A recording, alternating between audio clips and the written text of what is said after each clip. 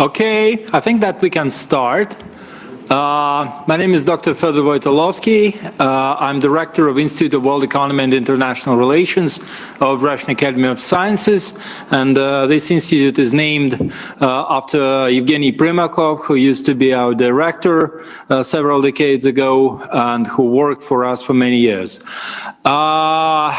I'm very glad to see our distinguished guests today, and I'm very glad to see old and well-known friends here among these guests and new experts who are for the first time speaking at this event.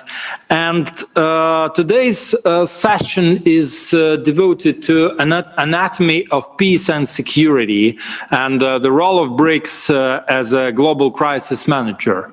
I think that the basic idea of the concept of this session is founded on the assumption that BRICS countries are having some complementary interests in the sphere of international security, even in case they have very different visions of security issues, even in case they are more focused on each region they are representing in terms of security. And there are some differences in understanding of global security issues. We can unite all BRICS countries with common understanding that they are interested in the stability of international system, and all of them are interested in regional and global security. Of course, Chinese or Russian or Brazilian security interests are very different because each of these countries is having its own special security environment, its own spheres of interests, and different sort of representation in international institutions, coalitions, groups of countries. But if we will take as the background for understanding the approach of each of BRICS countries to the security as stability providers, as providers of security matters for in different spheres and issues, we can find some keys for better understanding how they can interact in the sphere of security, how they can cooperate in the sphere of security, and what issues can bring them together and become a common comprehensive agenda for all members of BRICS. So I would like to start this session with first speaker, Dr. Andrei Kortunov, Director General of Russian International Affairs Council. Dr. Andrei Kortunov is a very famous expert in relations between Russia and the West in general, between Russia and NATO, Russia and the United States, and he also covers different political and security issues. Please, Dr. Kortunov. Thank you. First of all, let me say that I'm very glad to be here, and I'm particularly happy to see you in good health. For those who do not know, Professor Wojtolowski unfortunately had a fight with COVID, but now he is back, and as I can see, he clearly won this fight. So we are with you, and we hope that all of us, if we unfortunately are affected by COVID, will perform as well as you did.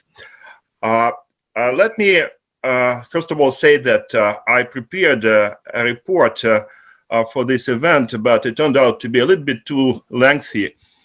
So I'll try to condense my presentation to 10 minutes, and I have to ask apology from our interpreters, since I'll have to deviate from the text that they have. However, I will try to speak slowly, and I'll try to speak for not too long. Let me start with one trivial observation. BRICS is not a new organization. It has some track record, but there are still many disagreements about what role, if any, it can play in international security. And of course, there are skeptics who believe that BRICS cannot really play a role for a number of reasons. Let me give you a summary of the logic that you can get from numerous statements by skeptics. And I might sound trivial here, but I think it's important to keep this logic in mind. First of all, this is something that Professor Wojtalowski has already mentioned. It's about geography. Because traditional security is about geography. It's about the geographical proximity of countries. You cannot really put together a defense alliance if members of this alliance are far away from each other.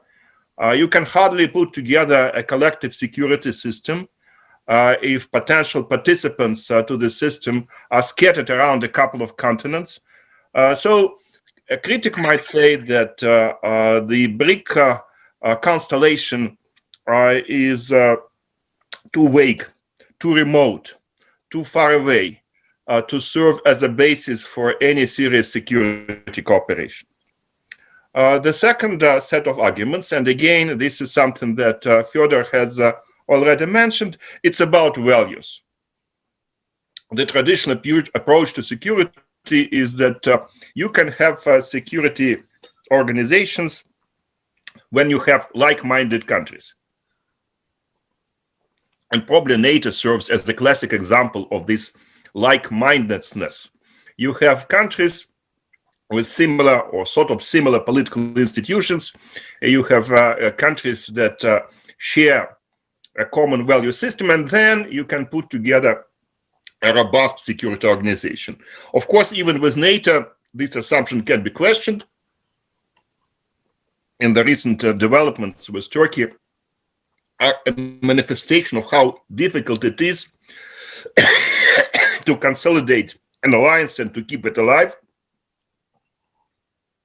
Still, the issue of values is an important one, and it deserves to be addressed. We have countries with very different histories, countries with very different political systems, and arguably countries with different approaches to international security. And finally, the last line of defense for critics is about the mandate of BRICS. And the skeptic would say, well, you know, the mandate of the BRICS association is too broad. It's too general. It's too vague. And if you do not have an institution which is focused on security, the odds are that your attempts of working on security matters are not likely to be successful. So these are essentially the positions of the critics.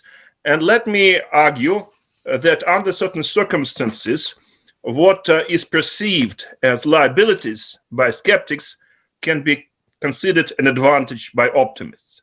Let me just take these three arguments and try to respond to them. First of all, about the regional dimension. Yes, indeed, this is absolutely true that BRICS members do not constitute a single region. And that clearly sets certain limitations on their potential interaction in the security domain. But this is true when we talk about traditional security. If we go beyond traditional security, if we look at the security agenda of the 21st century, this agenda is at least partially detached from geography. When we talk about international terrorism, for example, if we are talking about food security or energy security, the regional dimension is not that important because these issues are global. They are global in a very blunt, in a very clear way. On top of that, it is also important to note that the world is becoming more regional, and that, of course, affects the security dimension as well. This regionalization might present a certain danger to global security if groups of countries or particular regions lock themselves in the security agendas which covers only their own regions. We have a problem. For example, who is going to think about the United Nations reforms? These are not regional issues, these are global issues. And here, of course, BRICS countries and BRICS as an institution can play a significant and, I think, very positive role. Second, in terms of values and political agendas, indeed, there are institutions that can operate only if they are composed by like-minded countries. But it's not the only type of institutions that operate in the security domain. For example, if we look back into the history of OSCE, when it still was CSE, back in 1975, this institution was put in place exactly in order to operate with countries that have different values and different political agendas. It is important to have a conversation that reflects differences, not just commonalities of interests, political systems, and values. So from this viewpoint, I think it's important to keep the agenda, and to keep the agenda as not just a common denominator between BRICS countries, but also as an agenda that could and should include divisive issues. Because if we do not approach divisive issues, if we put them on the back burner, we're not likely to have stable security in the world. BRICS is unique. BRICS is a reflection of diversities that exist on the global scale, and therefore to discuss security issues within BRICS is something which might help to promote and to discuss these issues at a broader level, including not just BRICS countries, but other states as well. Finally, if we get to the mandate, indeed, the BRICS mandate might be considered vague and too ambiguous. The BRICS countries try to approach not just the security issues in their interaction with each other, but also economic, humanitarian, and other issues which can be labeled as problems of development. But the truth is that today it is becoming more and more difficult to draw a line between security and development.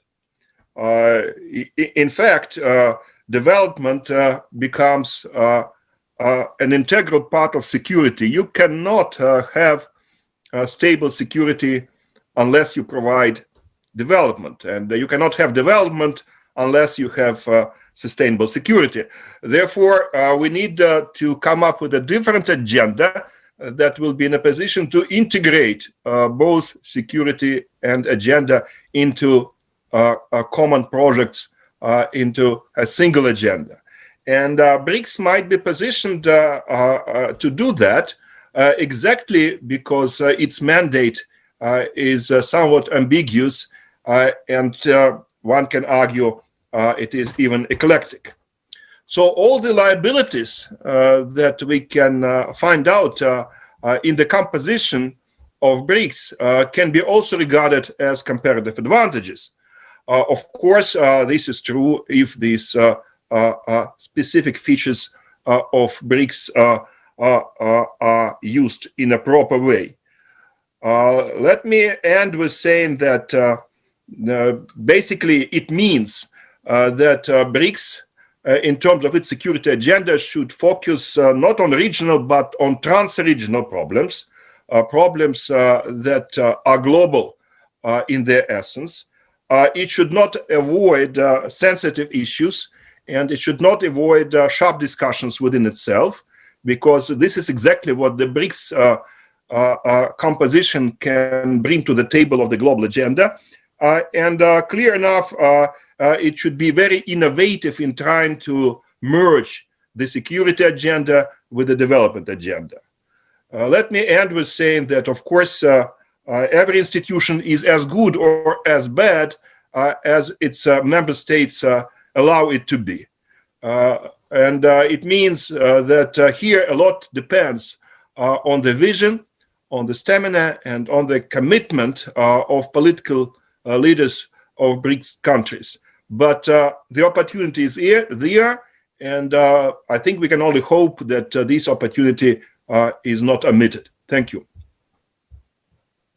Thank you very much, Dr. Kurtanov. I think that you have covered in your insightful presentation, rather theoretical or even philosophical presentation, you have covered very significant issues and concerning the approach of BRICS countries to security issues and effectiveness of institution and ability and commitment of its members to cooperate. But what I especially think was significant, you have touched issues of values and interconnected it with approach of these countries towards global problems.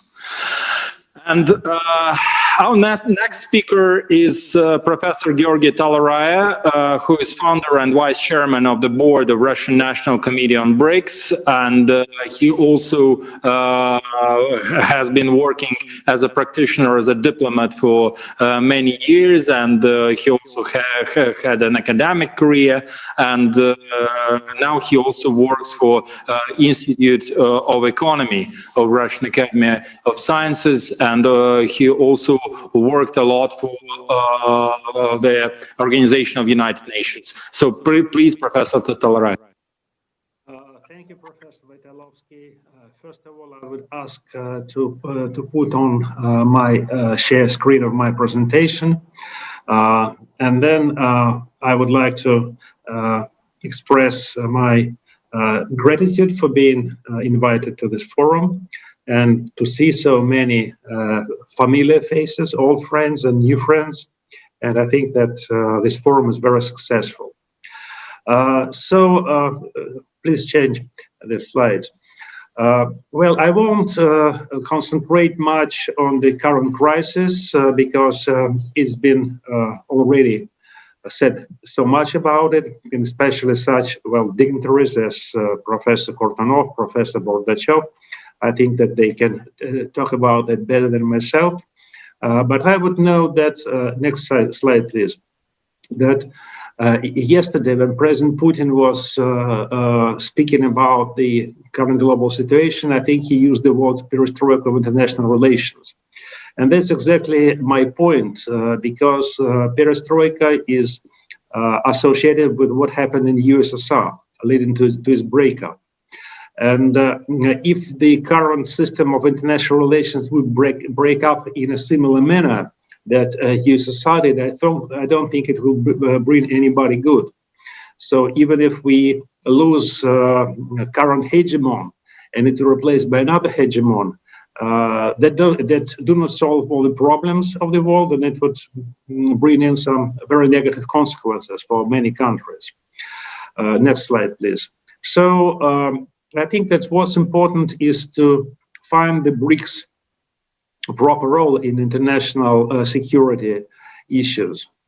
BRICS can be both an agent and beneficiary of such a change, because it's more than the sum of participating countries. And BRICS can become the platform of harmonizing the interests, security interests among them, not only of the 5 countries, but also other BRICS countries, BRICS plus countries, as well as international organizations, and this is the added value to the legitimate security interest of every country. Of course, there are and will be natural contradictions between individual countries of BRICS, but it's better to use this BRICS opportunity and chances to use this opportunity to cooperate in security. And BRICS can also become a hub of international law. Next slide, please. And some people say that BRICS is revisionist in security issues. Well, maybe it's so, and it underlines one thing, that the key to BRICS' new role is the relation with the existing system, with the consolidated West and international institutions, which I know by my own experience are very much Western dominated. And BRICS itself should not try to change the hegemon, but should not tolerate hegemony at the same time. And the principle of security for all inclusivity is, of course, something we strive for. Next slide, please.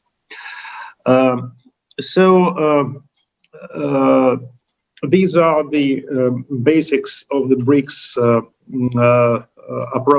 approach to security, and this is a good idea of how this cooperation should develop. Next slide, please.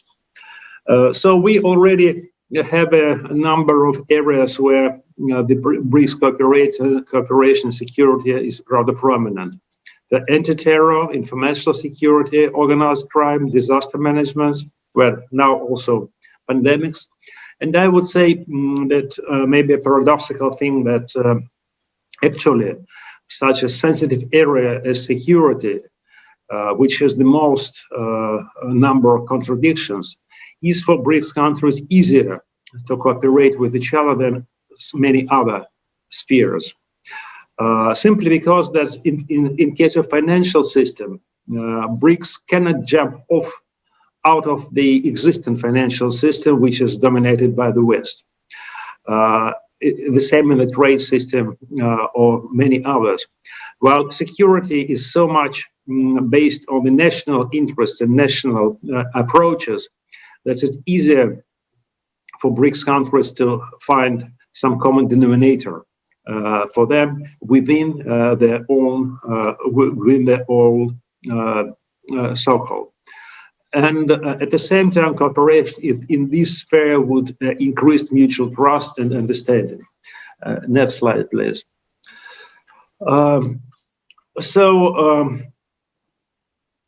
There were some initiatives already in the BRICS, not only in general, in concrete spheres, but also some general ones, like signing the Declaration of Principles and elaborating on new legally binding no-aggression and peaceful coexistence treaty. It can be considered as propaganda, but anyway, I think this is the step in the right direction.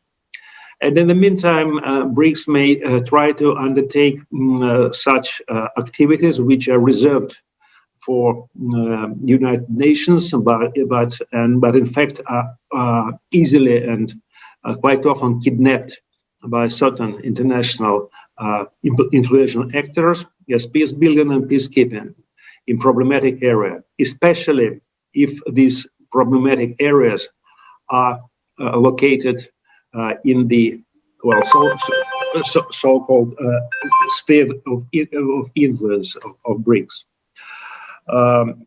This is there are many areas like this, and I won't name them, but maybe starting from a neutral one, it will be a good idea to try to jointly try to regulate the conflicts which are local in nature and suggest good officers to the sides of the conflict.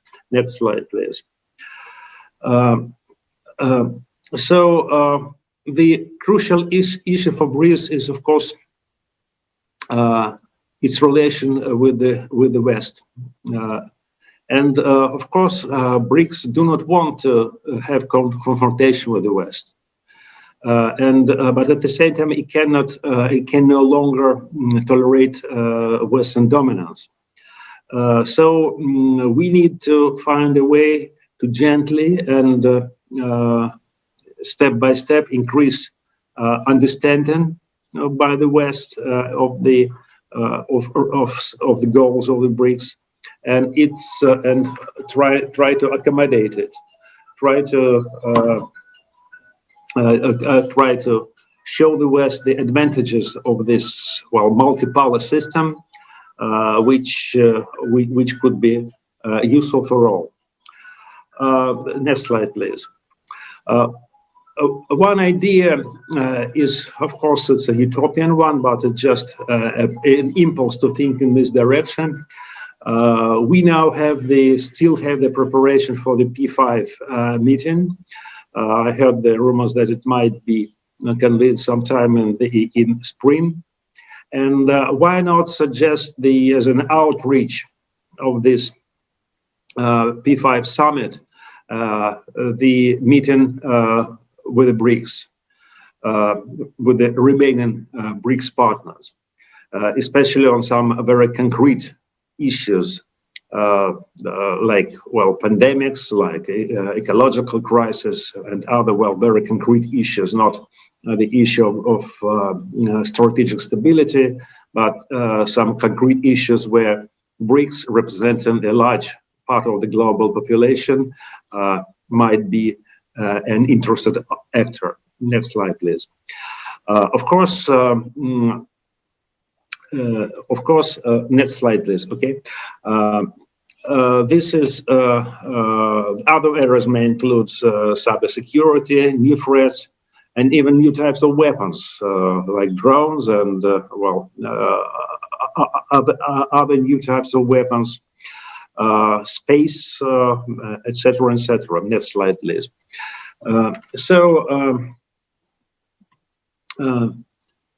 Here it's important to underline the role of intellectuals, of experts like yourself, in devising the avenues of approach to that result.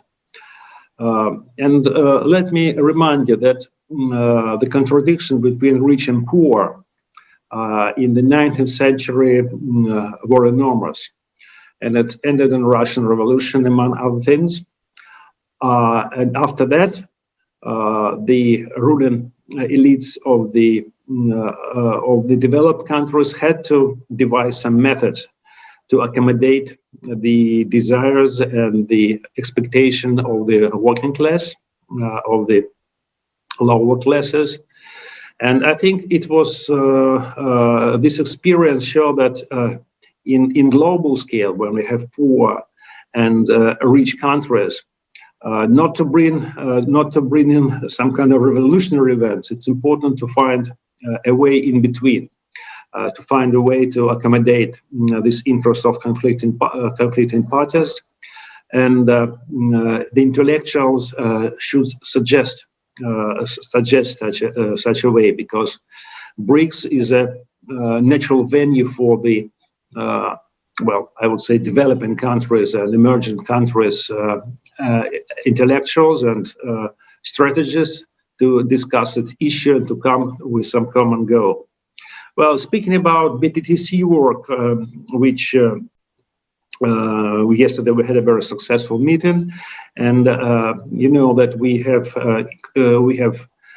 prepared many reports on the 5 pillars and other reports of cooperation, and I think maybe it's time now to try to concentrate on particularly this issue and prepare some joint document to discuss and then even discuss it with our Western colleagues, and to present this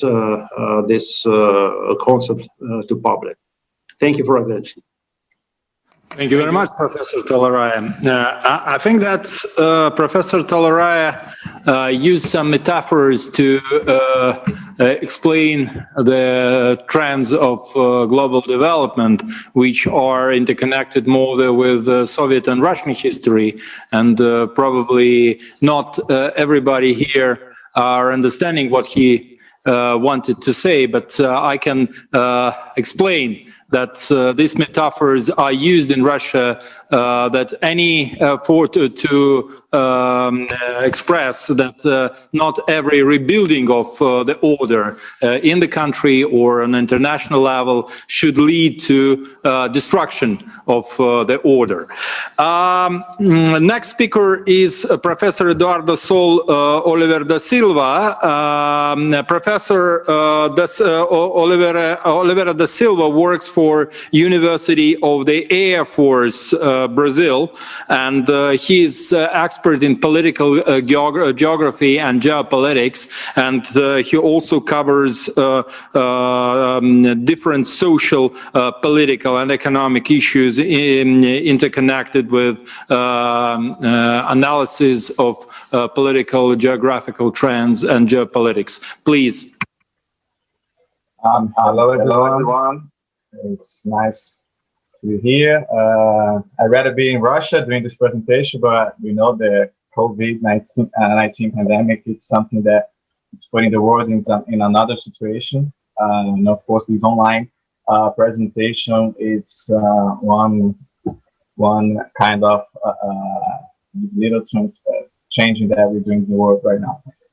Let me just share my presentation, 10 minutes presentation. Here in Brazil, it's 7:30 a.m.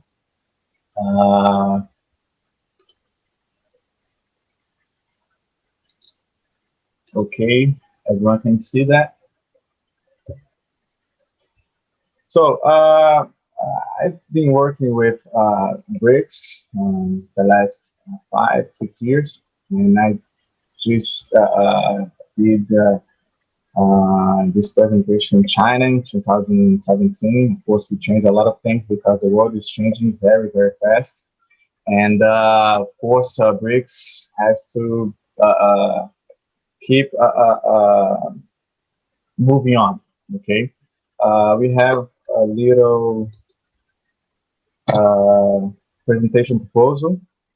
We've been analyzing BRICS as a strategy of international cooperation for security and defense to face the problems of international agenda of the 21st century, as you see, mainly regarding to drug trafficking, refugees, immigration, and terrorism. Okay, I specifically talk about these three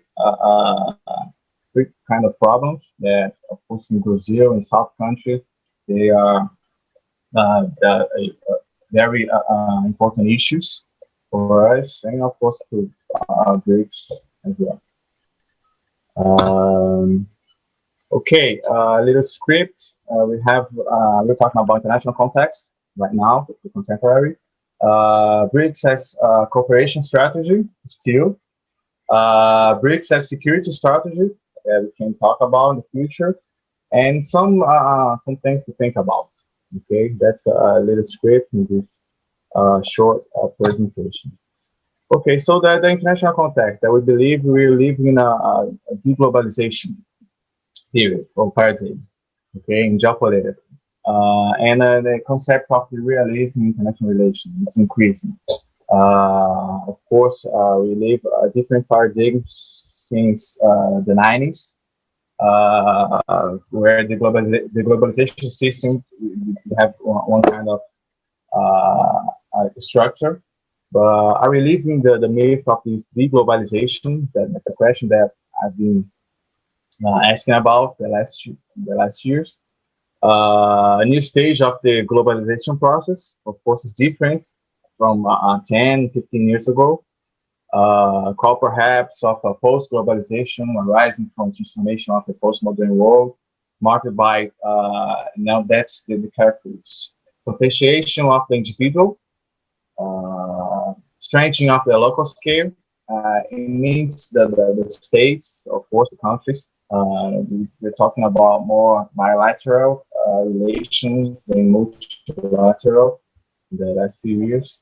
But the social media efficiency, okay, that puts the world in a different situation.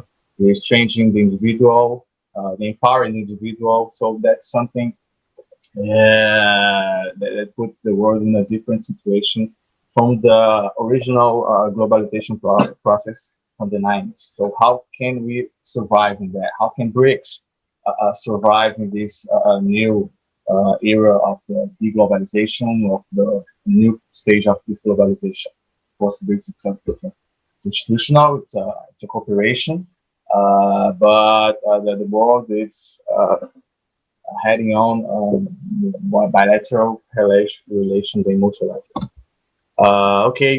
Still in the international context, the security and defense agenda gained different notoriety from the 90s too. So the last 10 years, we have a lot of change in this situation, these issues. So the global geopolitics clearly reflect the anarchy of the international system. So that's where the realism is gaining power. So the policy is an explicit way of power and the multiplication of armed conflicts, and that's something that we worry about. Of course, this new agenda is going countries one against the others. So BRICS still as a cooperation strategy. Okay, I like this author, Kiel Hain, from International Relations. This is something interesting in 1984. So international cooperation is a process of policy coordination with the players or the states adapt the behavior to the real or expect preference to the other players. Okay, so BRICS as well is a cooperation in different fields, in different issues: economic, security, social, and environmental sustainability. So they're all important agendas of this 21st century. They are all interdependent agendas.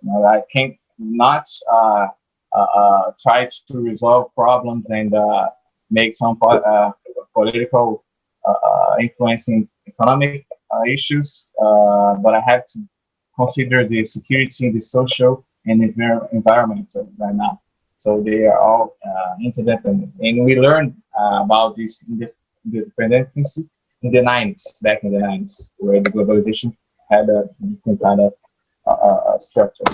So BRICS is still a cooperation strategy. The ability of multilateral governance construction of the BRICS has a huge social and economic impact and global influence. So we're living a pandemic right now. That's something interesting.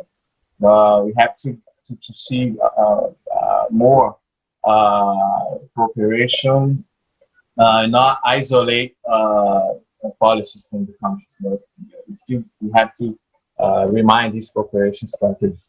Okay, so BRICS has a strategy, security strategy, structure, or institutional, I think so. So we experienced a new stage of this globalization. The political extremism and ideological and cultural radicalization gain space in an arena previously ruled by dialogue. So that's the main difference between these paradigms. Today, the world has demands that brings up crises and conflicts of military and security order.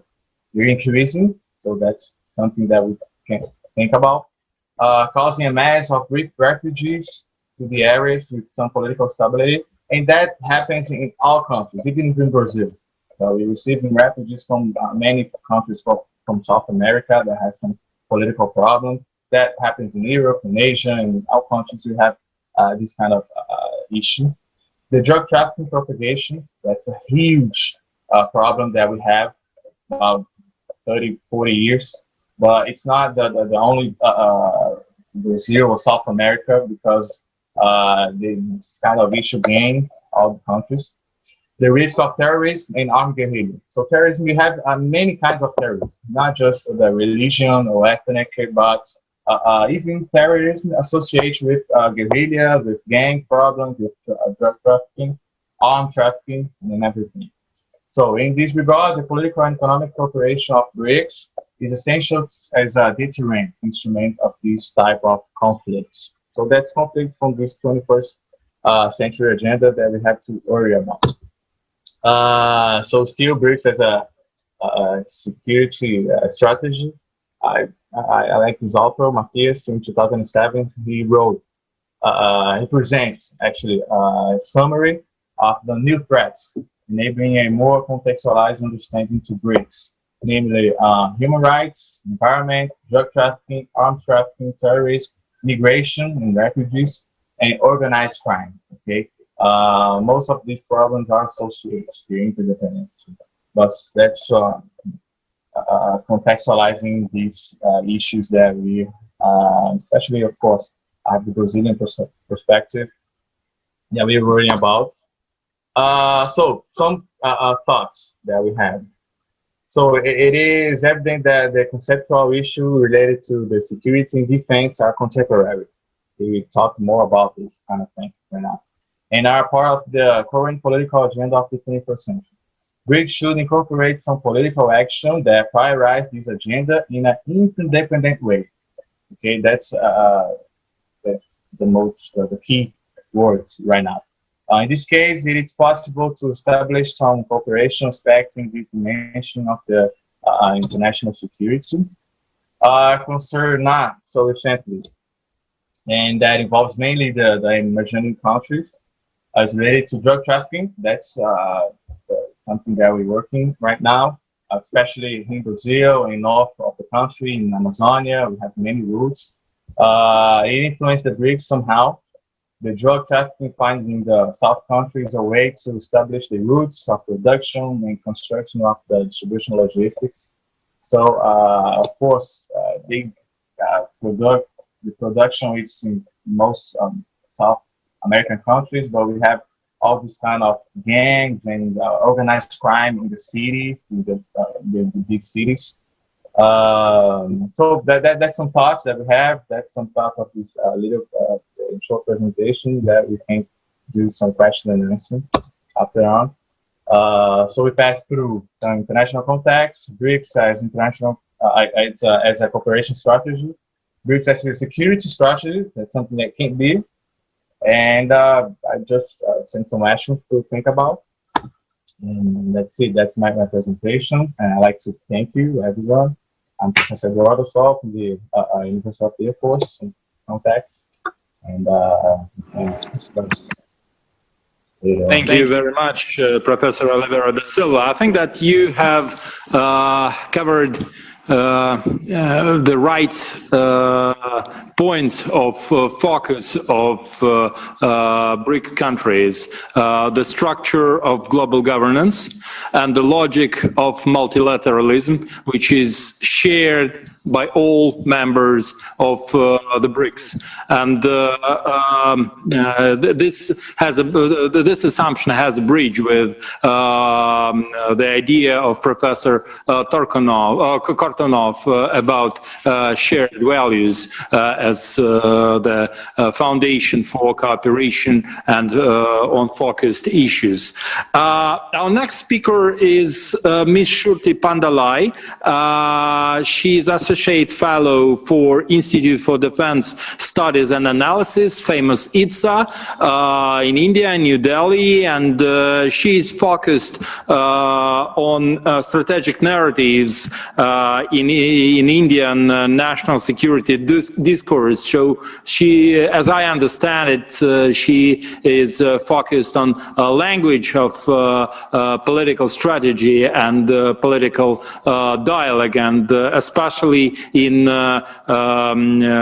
India-China relations. So please, Ms. Shruti, Ms. Pandalai. Thanks very much. Thank you very much, Professor. Good evening, ladies and gentlemen from India. It's Friday evening, so I'll take the opportunity to wish you my gratitude to our friends in Russia, as well as Dr. Samir Saran from the Observer Research Foundation for this invitation, and of course this opportunity to be part of such a distinguished panel. I'm not sure if I'm audible here at the moment. My screen seems to have frozen.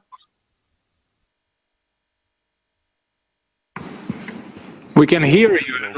Okay. Your voice is okay. We can hear you. All right, wonderful. I'm sorry for that, but what the global pandemic has taught you is that the Internet of Things is always not reliable. But sort of picking up from where I had started speaking, today I think I'll take the opportunity to learn more, and I know that the learning has been immense so far in terms of the presentations. But I'm going to take off from where some of the previous speakers have spoken.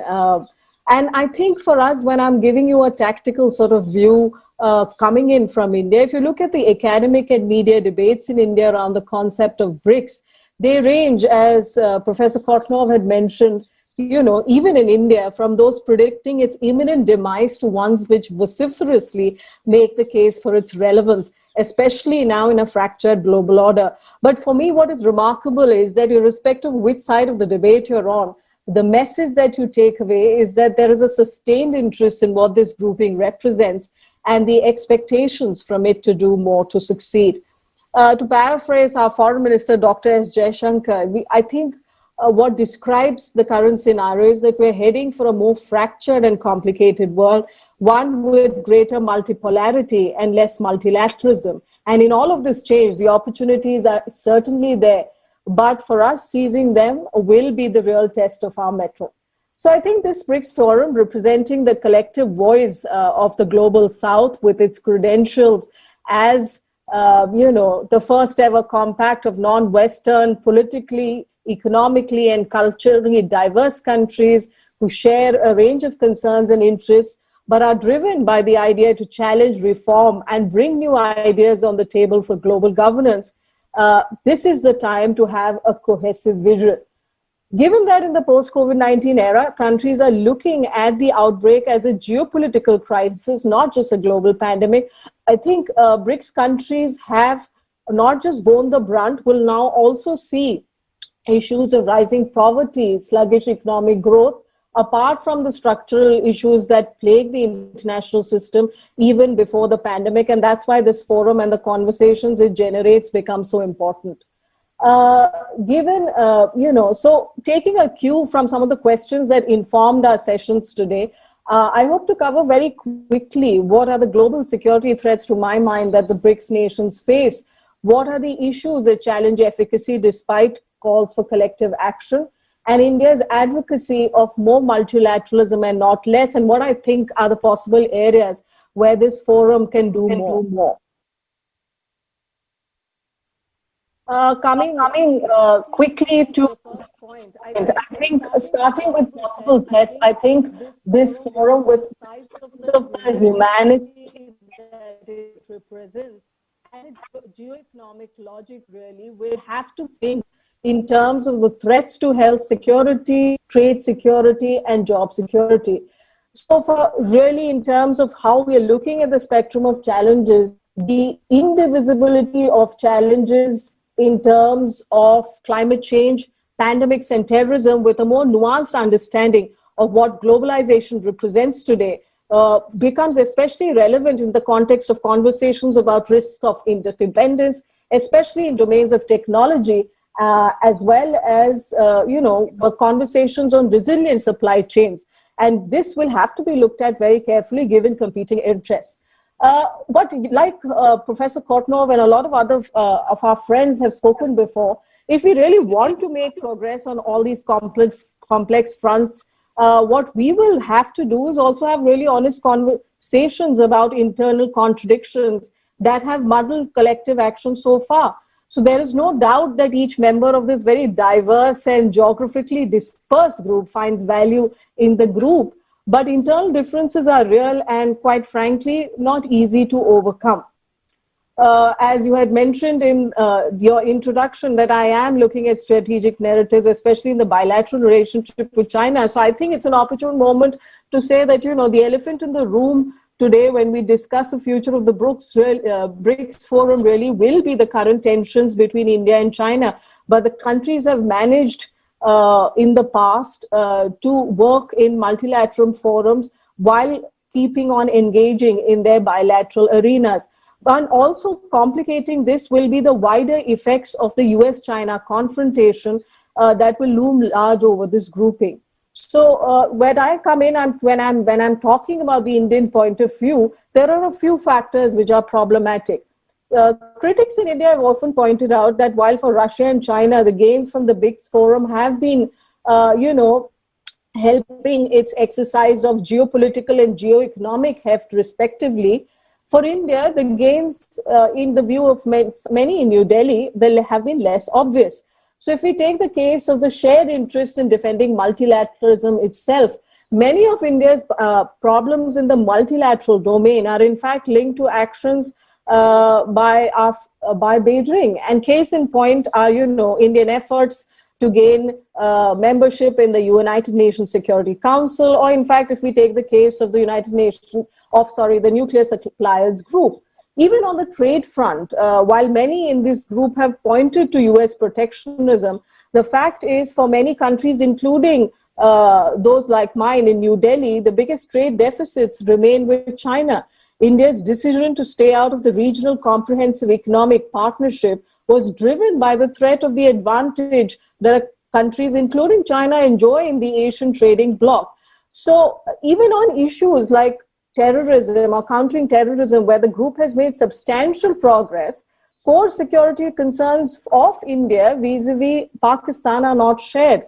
So, there are a multitude of conversations that require honesty if we want to push this forum forward. Again, the question of the imbalance of power continues to plague and is brought out by critics in New Delhi. Given the size and scale of the Chinese economy. So far, I think the point has to be made that the balance is not tilted, but there are threat perceptions which are rising from heightened US-China tensions and the opportunity that the pandemic provides in terms of how countries position themselves in multilateral institutions, which have therefore the potential to upset this balance. We're also sort of meeting and having this conversation at a time where the concept of gated globalization is gaining traction. And this makes the conversation a lot more complicated.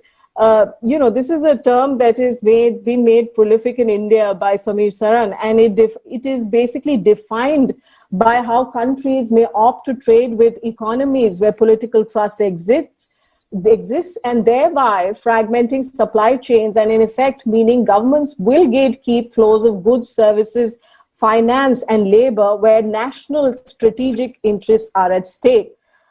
India's Commerce and Industry Minister, in one of the subsets of this forum, has already spoken to this when he says trust and transparency along with nations demonstrating their compliance with global rules of trade are vital. Now, if you look at other divisions, these divisions run deeper in the realm of technology, where anthems of distrust and verify have become more than slogans in practice. Here, I'd like to mention the proposal put forward for the creation of, the BRICS innovation base to take 5G and artificial intelligence forward by China will be a tricky situation for a country like India, which after the bloody clash in our Himalayas has taken bilaterally many steps, including in the realm of 5G, which do not encourage Chinese participation. So in sum, without,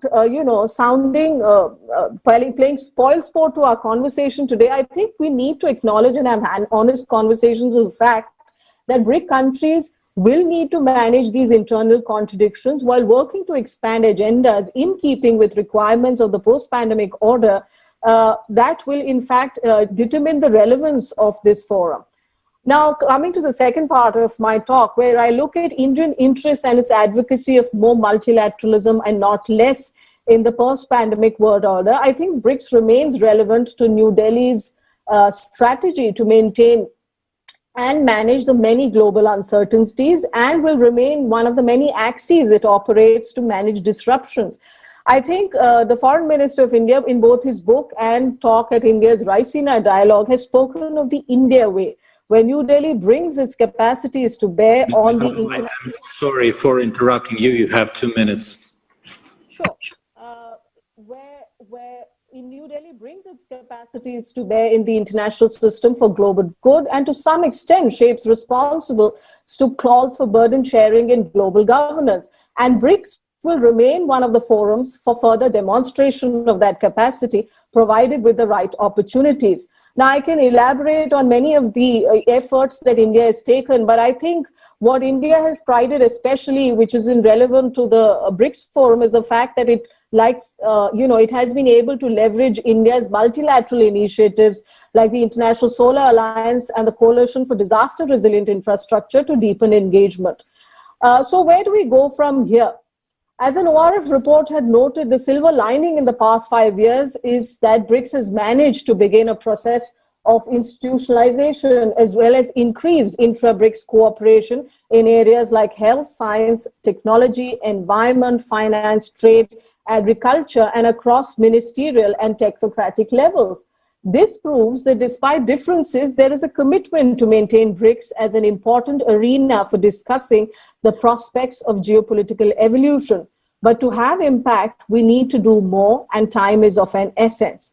So while we look towards developing a joint approach to terrorism should remain fundamental to the efforts of this forum, what the pandemic has also brought home are other arenas like the enormous power of the digital to focus as well. So increased dependence on digital technologies that has created pressures and opportunities for creative policy solutions, and regional collaboration to foster a secure, resilient, and equitable cyberspace should become priorities.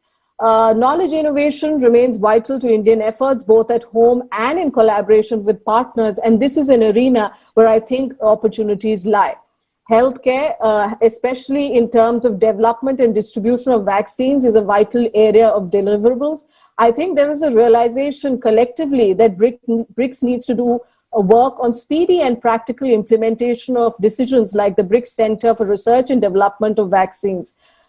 And if you even look at, despite India's principal stand on the Belt and Road Initiative, India has welcomed connectivity contributions of the Asian Infrastructure Investment Bank and BRICS New Development Bank. So initiatives from the forum which demonstrate a commitment to norms and transparency will certainly find traction.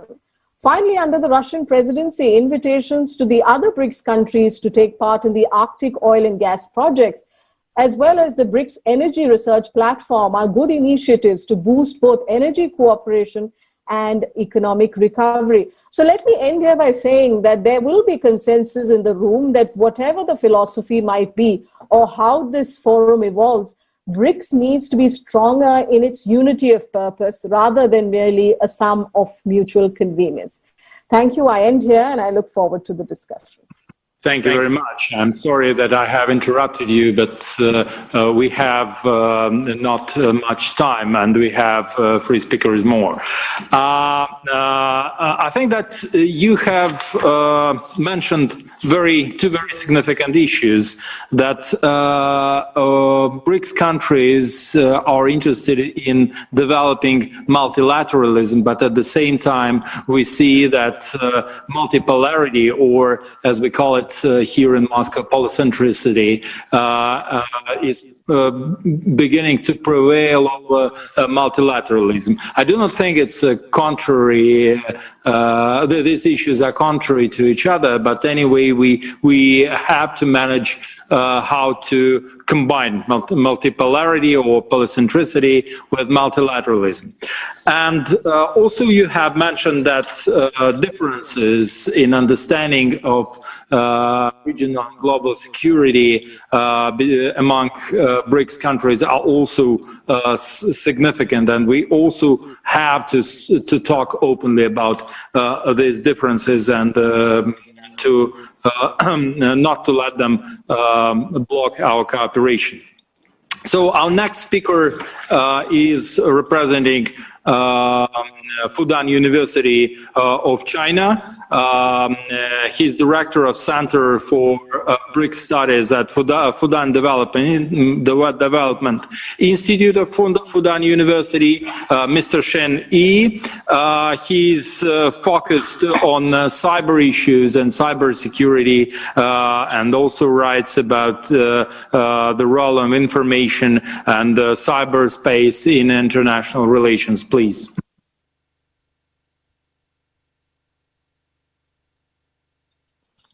Thank you, distinguished guest. My Great pleasure to be here to participate in these sessions talking about the possible cooperations among the BRICS countries, especially focusing on the stability and the security areas. I have several points.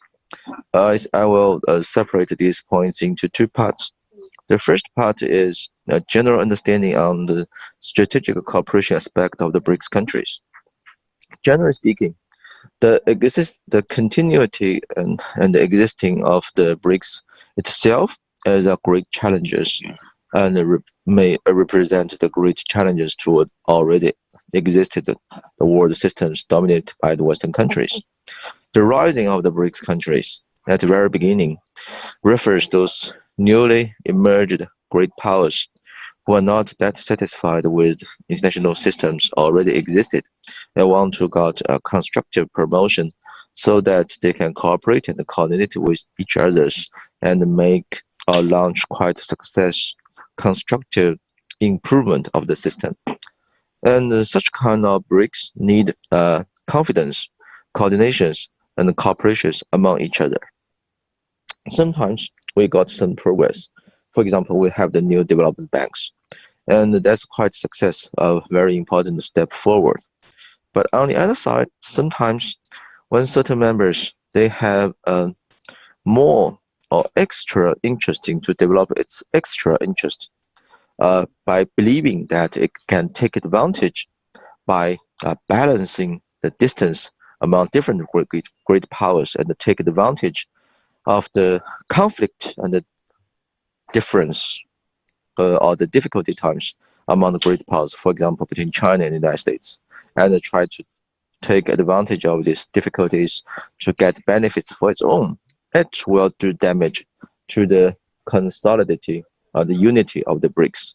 And such kind of behaviors will also increasing, how to say, the damage of the trust or the confidence between the members of the BRICS. I think in futures, we should do more and to improve such kind we need to do more to eliminate or terminate such kind of quite irresponsible behaviors among BRICS member states so that our confidence and the trust toward each other can be better improved.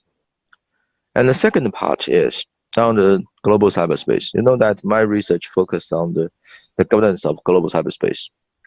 In this world, which is challenged and shocked by the pandemic, and the development of these ICT technologies providing very special helpness to conquer these disasters, while also the rising importance of these digital economies become more and more important, not only to the BRICS countries, but to the world. Considering that the BRICS countries, including Russia, China, and India, and Brazil and South Africa represent those countries have great advantages among different regions who enjoyed relative advantages of ICT technologies. The cooperation among the BRICS countries to deliver more success improvement of those norms that govern the global cyberspace become more and more important. I have several suggestions, actually 3 suggestions. The first, the BRICS countries should working more closely to push forward kind of norms that are governing the cross-border data flows among different countries so that people can find a balance among the national security, the prosperity of digital economy, and the effective protections of personal privacy information. And the second, the BRICS countries should develop more common or single voice on how to push forward the proper development of the global governance, of global cyberspace in the framework of United Nations, represented by the open-ended working groups. In that open-ended working groups, maybe it's a proper time we should try to develop a new definition of these critical terms represented by the cyberspace and the governance of cyberspace. We know that till now, in the UN levels, we only have a working definition of internet governance, which the development of this narrative and the research concept is far more behind the real requirement of the governance of global cyberspace. And the BRICS countries, I think, more easy to develop common understandings and common knowledges to defining these terms, and by providing or delivering the knowledge of the definition of these terms, BRICS countries can, on one side, providing more contributions to the world in governing the global cyberspace, and also on the other side, can develop more deeper understanding among each other. Last, of course, not the least, we need to have a framework to develop or sharing our capacities to establishment effective defensive capacities in the global cyberspace to counter the potential and the rising threat, including the information attack, the threat raised by these ICT technologies to domestic political structures, and also to meet or to fulfill the requirement to have effective defense capacities to protection the security and the continuity and the robust of our domestic information infrastructures. Okay, that's my speech. Thank you very much. Thank you very much. Cybersecurity, information infrastructure issues are very significant for all members of BRICS, and could become one of elements of common agenda and cooperation, especially in the sphere of prevention of criminal activity, money laundering, and cyber crimes. Our next speaker is Professor Nirmala Gopal, member of South African BRICS think tank, SAPT. He's also professor of University of KwaZulu-Natal, South Africa. He's focused on analysis of human resources, also different sort of risks, including cybercrime and cybercrime security, and he's analyzing social dimensions of these issues. Please, Professor Gopal, the floor is yours.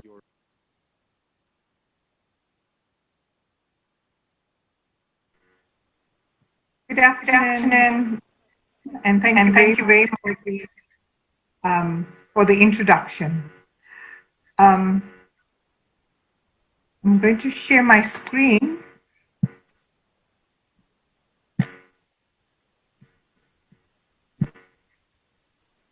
All right. So good afternoon, we can hear you, so please don't worry. You can come. And we see the presentation. Everything is good. Wonderful. Thank you. So good afternoon again, ladies and gentlemen. And it is indeed a pleasure to be part of the 12th BRICS Academic Forum, especially with our distinguished BRICS colleagues. As already mentioned, I'm Nirmala Gopal, a South African delegate representing the South African BRICS Think Tank Council. Without much ado, I want to recognize my earlier speakers, but of course my presentation will add to the discussions that have already been made. I want to begin my conversation on BRICS as a global crisis manager within the broader peace and security discourse. We all know that it is well recognized that peace and security is not just a global concern, but is also in crisis. Of course, there are several contributing factors, but I will zoom into some of the most crucial ones. And these are namely, one, the societal, technological, environmental, and geopolitical challenges, which have already been mentioned, the rise of violent extremism and fundamentalism by non-state actors, especially those that transcend borders and spheres of influence, an increase in transnational organized crime that impacts the stability of economies, and as well as transnational crime that funds national insurgency groups. All of these have already been mentioned by the earlier speakers. And then The final one, or the second to last one, is the proliferation and diversification of state and non-state actors who have their own ideas to address global challenges. And of course, all of us know what happens, what the total of that would be when people have their own agendas. Finally, an increasing demand from non-state actors for greater emphasis on human security. So all of these, or the 5 points that I've already alluded to, are exponential contributors to instability in a peace and security environment. Allow me to pause at this point and briefly remind ourselves of the United Nations peacekeeping operations since 1948. During these operations, more than 1 million civilian experts, police officers, and soldiers from more than 110 nations participated in 70 UN peacekeeping operations.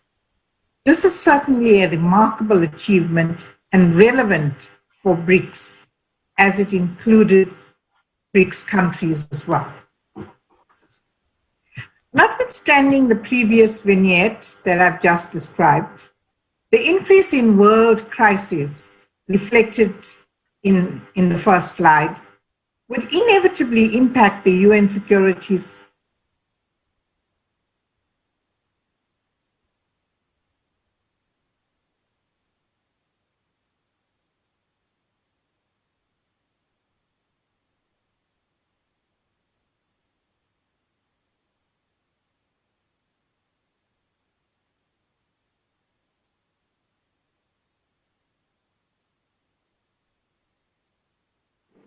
Unfortunately, we have lost the connection. What we should do, we can wait a little bit. If Professor Gopal will not come back, we can start the next presentation. Yeah, we lost. Yeah. Okay. I'm not sure why. Yes, now we can hear you, Professor Gopal. Please continue. Thank you. So now I want to zoom into BRICS conceptualization of the UN Security Council, and I enumerate them as follows. One, BRICS undoubtedly recognizes that the United Nations Security Council, is the centerpiece and flagship enterprise of global peacekeeping missions. BRICS also recognizes the United Nations peacekeeping missions as the most visual embodiment and achievement of international cooperation and the multilateral system of global governance. So in no way does BRICS deny the role that the United Nations Security Council and their peacekeeping missions and operations play. So through its participation in various peacekeeping operations, BRICS recognizes the enormous utilitarian value of the UN Security Council's mandate. So we've already proven that. Finally, BRICS supports the United Nations Security Council's universal principles of, amongst others, territorial integrity, respect for sovereignty, and, importantly, non-aggression. However, in spite of this, BRICS is increasingly recognizing the need to democratize this organ so that it can reflect a more significant number of developing and developed states. And these notions have been mentioned by my previous presenters as well.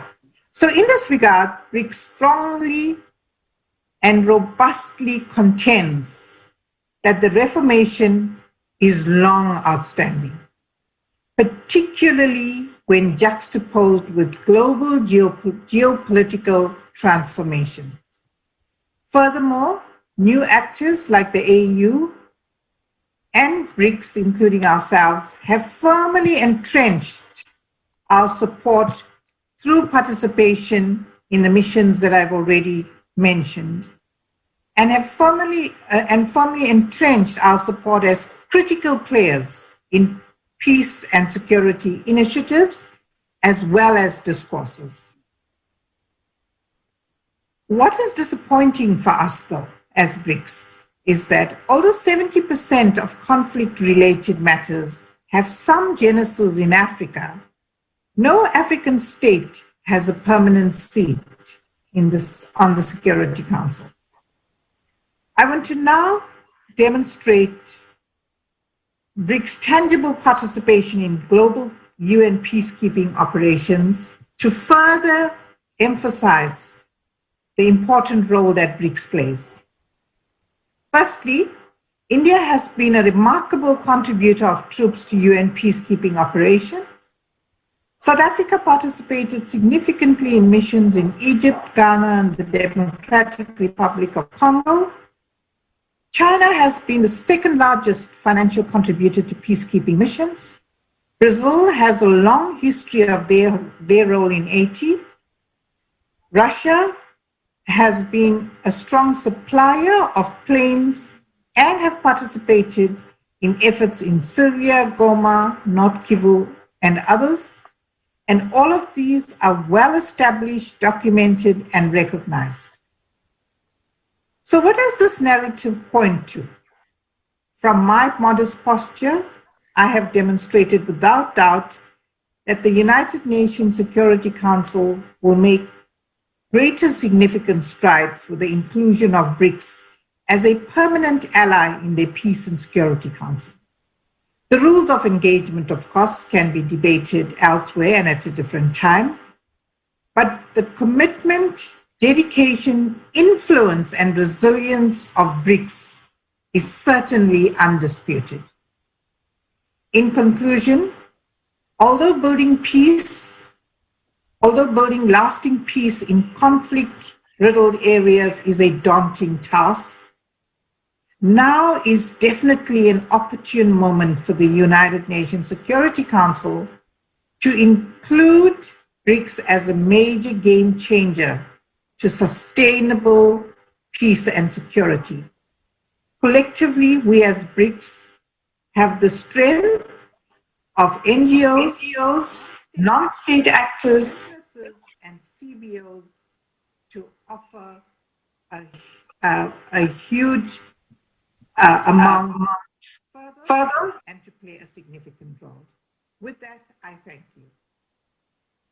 Thank you very much, Professor Gergely. I think that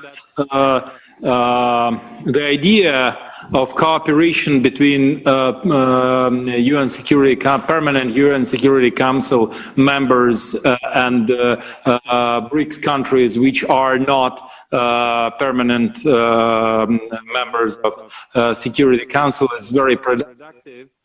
And of course, we need to find not institutional but practical approaches to the understanding of dimensions and of this cooperation. And I think that fighting terrorism and illegal ideological extremism, transnational crime, and other issues that you have mentioned can be used. Also concerning peacekeeping missions, of course, potential of BRICS countries which are not permanent members of the Security Council can be used, but I think there are some very specific regional issues on which each member of BRICS can be focused better than other members. Our last speaker is Dr. Timofey Bardachov. He's program director of Valdai Discussion Club. He's also academic supervisor for Center of Comprehensive European and International Studies of National Research University of High School of Economics of Russian Federation. Timofey Bardachov is a well-known expert on European security, relations between Russia and the EU, and other broader range of international political issues, including relations among Eurasian countries. Please, Dr. Bardachov. Fedor, thank you very much for this kind and detailed introduction. I'm very glad to be with you, even though I could not join you personally and share a table with you and Victoria, to whom I especially grateful for inviting me to join this excellent panel with such bright evaluations of the colleagues from Russia and from all countries of the BRICS group. To begin my observations of the previous reports, I want to tell you about one conversation I had about 12 years ago with the then senior member of the President of the US, Obama. It was 2008, very soon after Obama was elected as the president, and during one of the conversations, I told to the member of his staff that after Russia is not anymore participating in the meetings of G8, and it became G7, the member states of G7, and first of all, the United States, should think about inviting India to join this group instead of Russia, and to make India the 8th member of this group of the global leading powerful democracies. So, and the answer was, it is a good idea theoretically, but we cannot do it. So I asked why you cannot do it, and the response was consisted of two parts. So the first, of course, I was told that India will never like to do it itself. But the second explanation was to another question, why India will not like to do it. And my American colleague told me that because we will need to control India, and India is a country which we cannot control. So basically the United States always realized that they cannot invite to G7 countries behavior of which they cannot control effectively.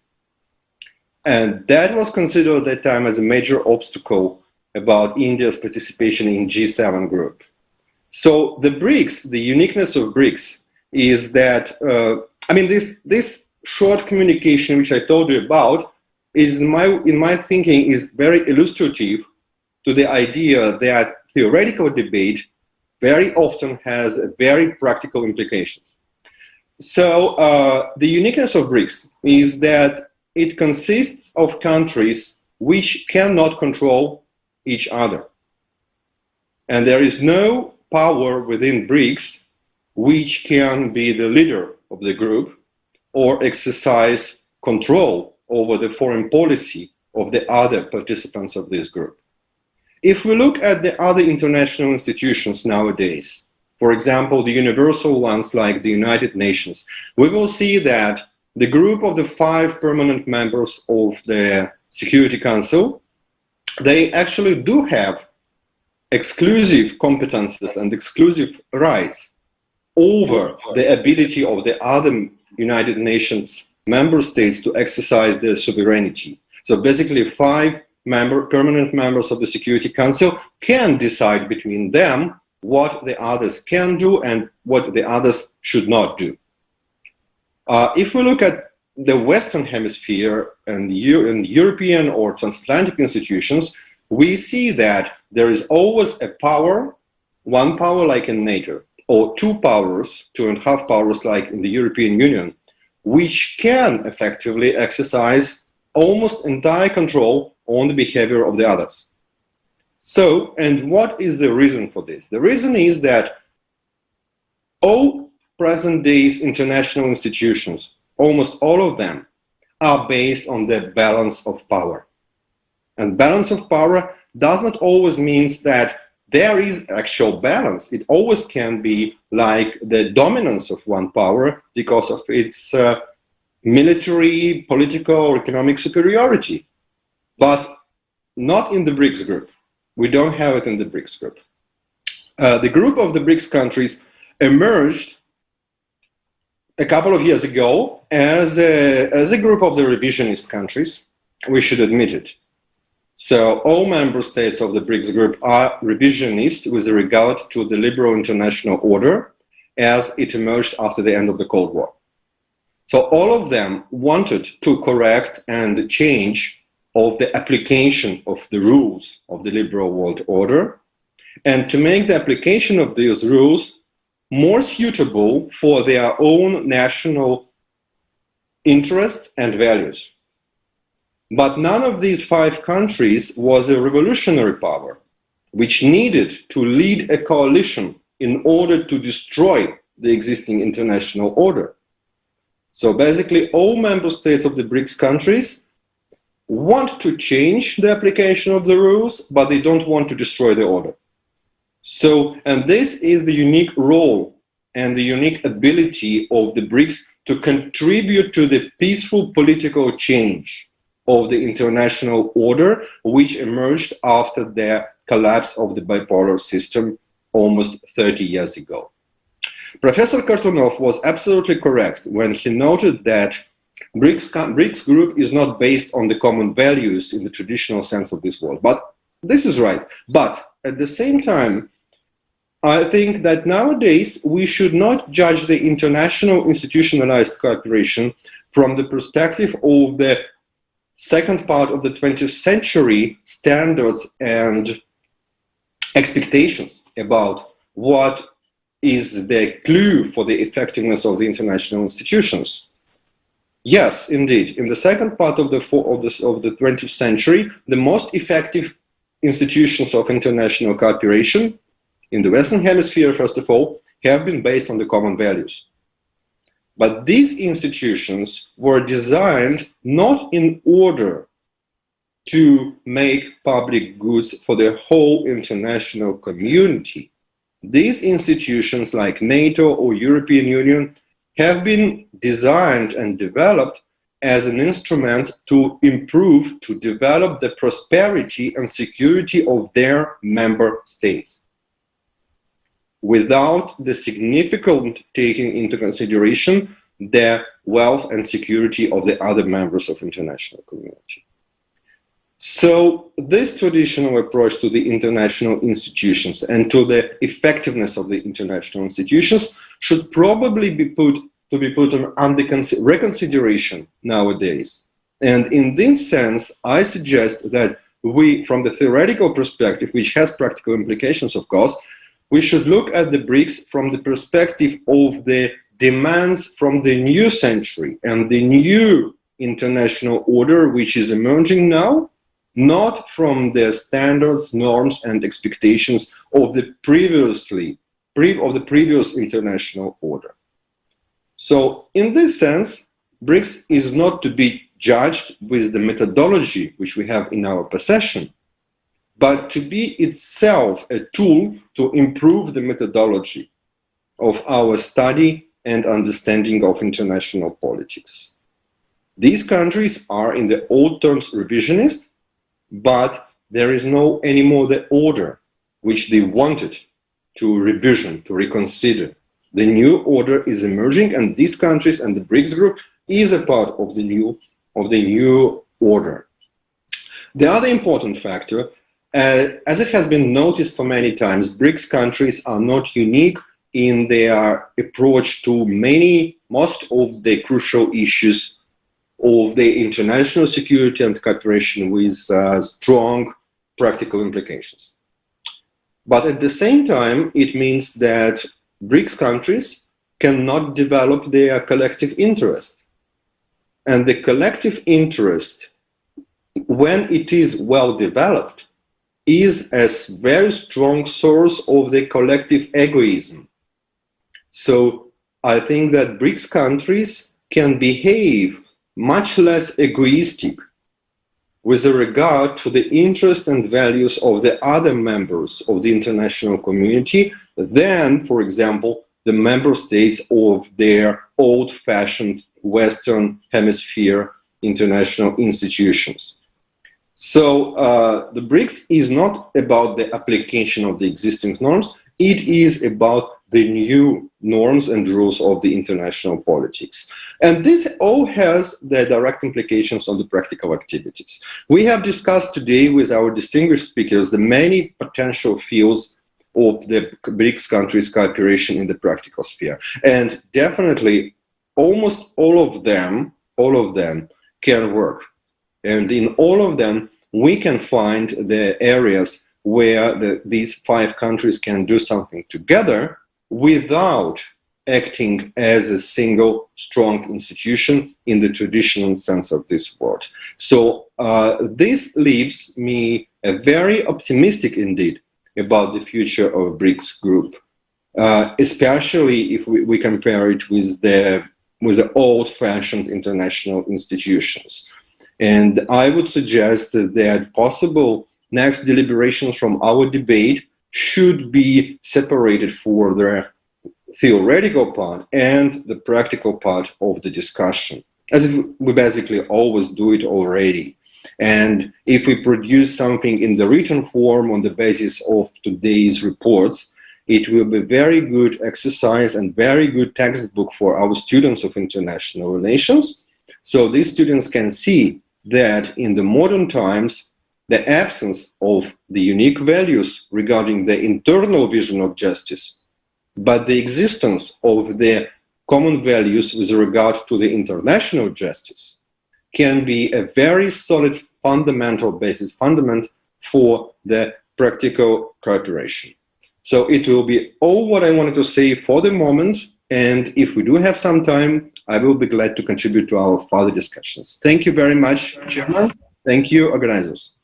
And thank you very much, Dr. Bardachov. I think that Timofey has covered in his insightful observation very significant issues of the fundamental approach of each of BRICS countries towards the developments of international order. But what we see now is the absence of convergence and cooperation inside BRICS, among BRICS countries, on bilateral and multilateral level, against the challenge of COVID-19 and infectious disease. I know that there were some declarations in 2017, 2019, but now we are in 2020 with COVID-19. And each of us, each of our countries is fighting COVID-19 separately from others. And to my mind, what we have to do is to think what we can do together on this security issue, biological security, and to find ways how we can bring our agendas closer in terms of other non-military security issues which can unite us. We have an opportunity to ask questions for our distinguished panelists, speakers, but we're running out of time. I think 1 or 2 questions, but very short. Please, Kirill. Dr. Kirill Likhachev from St. Petersburg University. Thank you for introducing me, and I also would like to thank the organizers for inviting me to this conference. I'd like to be short, but it is a very sensitive issue which corresponds to the topic of today's discussion. At the very beginning of our today's panel's discussion, Dr. Kortunov mentioned several key points which BRICS skeptics often touch when they're trying to describe why the BRICS could fail or should fail. And I could add one more such a point, which is about the territorial disputes between China and India, which the BRICS skeptics often try to use in its in their interests. I mean, the Western experts, of course. So my question is about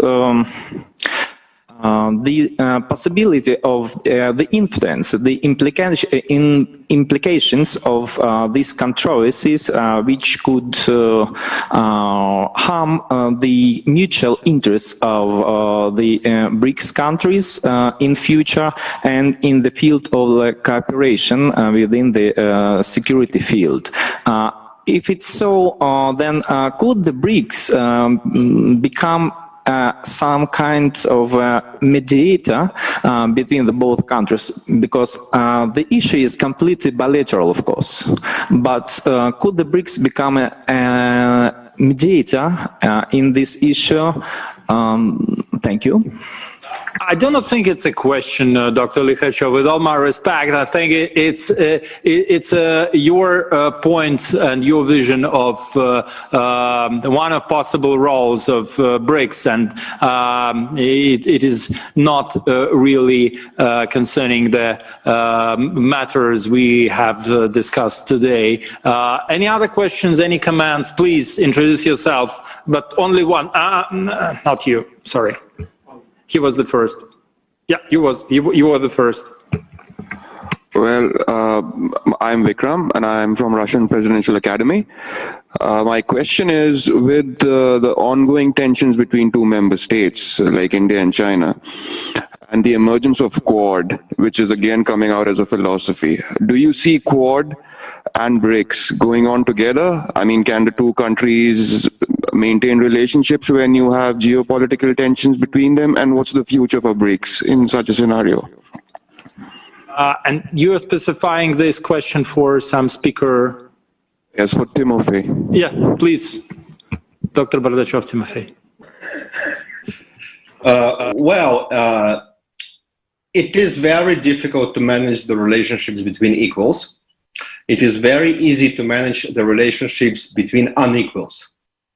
So that's why BRICS, as SCO, for example, is looking with a great concern at the relationships between China and India. As I do understand, the other BRICS countries, especially Russia, as one which is a neighbor, Eurasian neighbor of India and China, do believe that the geographical, not a geopolitical in full sense of this word, but the geographical and territorial and prestige debate between China and India is a part of the ongoing political relationships between these two excellent nations. And I personally don't have a feeling that there is an articulated fear in the Russian leadership, at least, about the potential escalation of this conflict to the form which might be disastrous for the Eurasian security as a whole.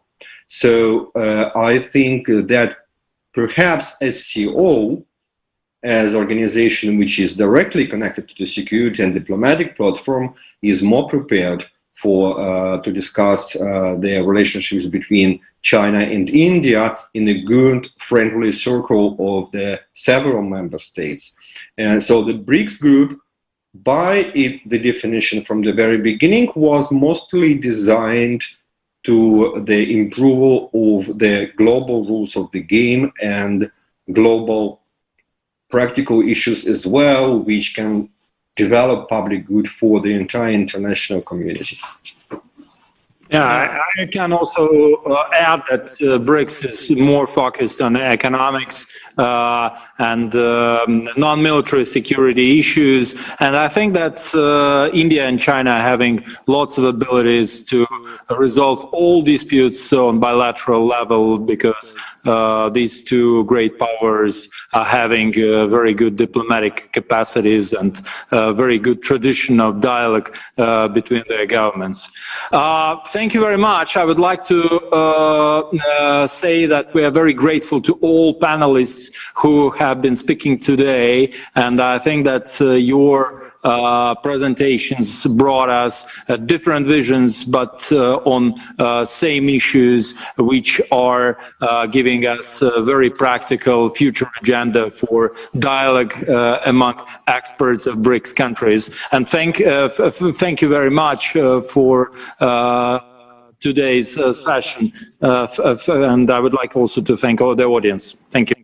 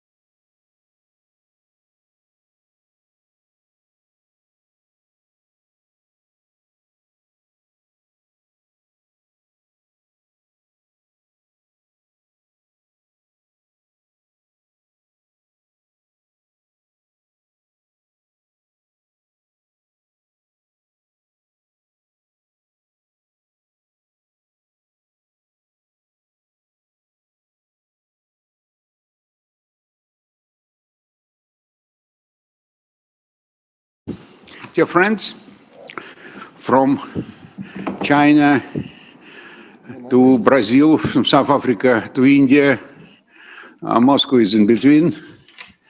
It's Friday evening, after the whole week of Zooms, 5 Zooms a day for everybody, I believe.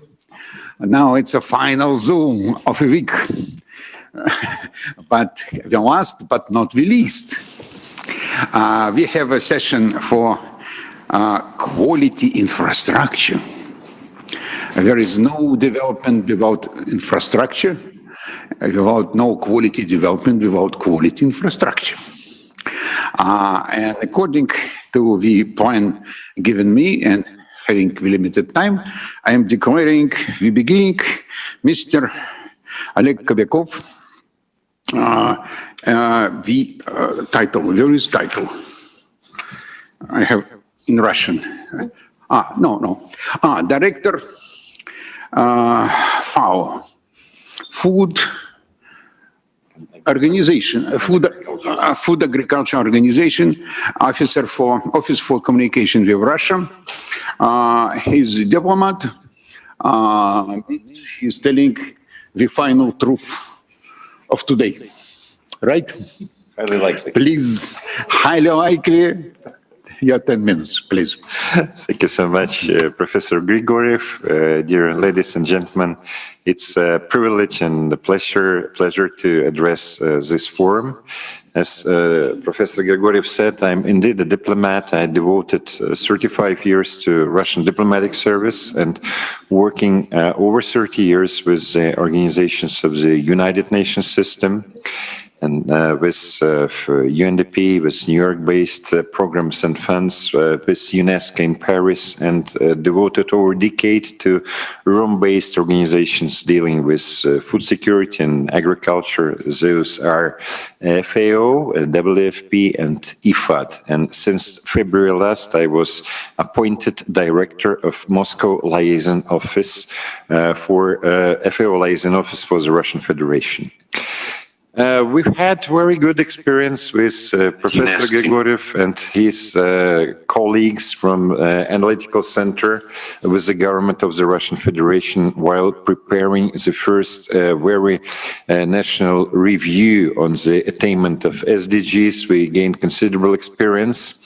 We produced a lot of statistical data and had difficulty in processing it with many stakeholders because sometimes same data is interpreted in a different manner. Hence,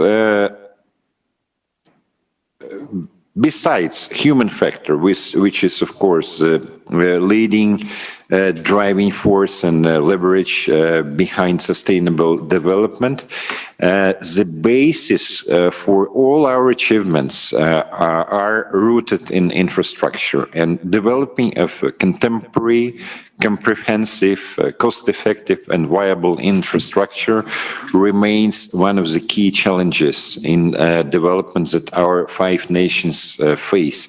Despite the fact that we are very diverse, we physically, geographically lay in different continents, but we do have many common problems and issues, and we developed good practices in find solutions that might be of interest to each other. So when we're talking about developing infrastructure, first it's physical infrastructure, which is tangible and which is viable and lasting for years and decades. First, I would like to single out transport, because modern age requires connectivity between different regions of the same country, between countries, between continents. And here we have an example of Eurasian continent where infrastructure of transport has been developing rapidly for the last few decades, and especially it's evident in China now, which succeeded in enhancing its rail and road and air transport infrastructure to such a degree that the density of those networks is now approaching to the density of network in most industrialized countries in Europe and North America. And this is a very admirable achievement. And we are working together, I mean, Russian Federation, in this, pursuing transcontinental projects. And United Nations system is very instrumental in this because it could facilitate framework, it could induce research, and could facilitate normative action in developing infrastructure. For instance, within the framework of ESCAP, Economic and Social Commission for Asia and the Pacific, of which 3 of our 5 member states are part of, facilitated conclusion of 2 multi-party accords on transport. This agreement on Trans-Asian roads and agreement on Trans-Asia railroads. And another one on facilitation of trade is underway, and it's we hope it will soon be ratified, because infrastructure of trade is something distinct and different from transport infrastructure, but it's very much related to it. So if we try to identify the feasible projects for the new development bank, then I would vote for infrastructure of transport in the first place. Second in this order, but not second in importance, is the energy infrastructure, because contemporary industrialized and post-industrialized society largely depend on different energy sources, and the world distribution of labor just happened to develop in such a manner that energy is produced in places different from where it is consumed.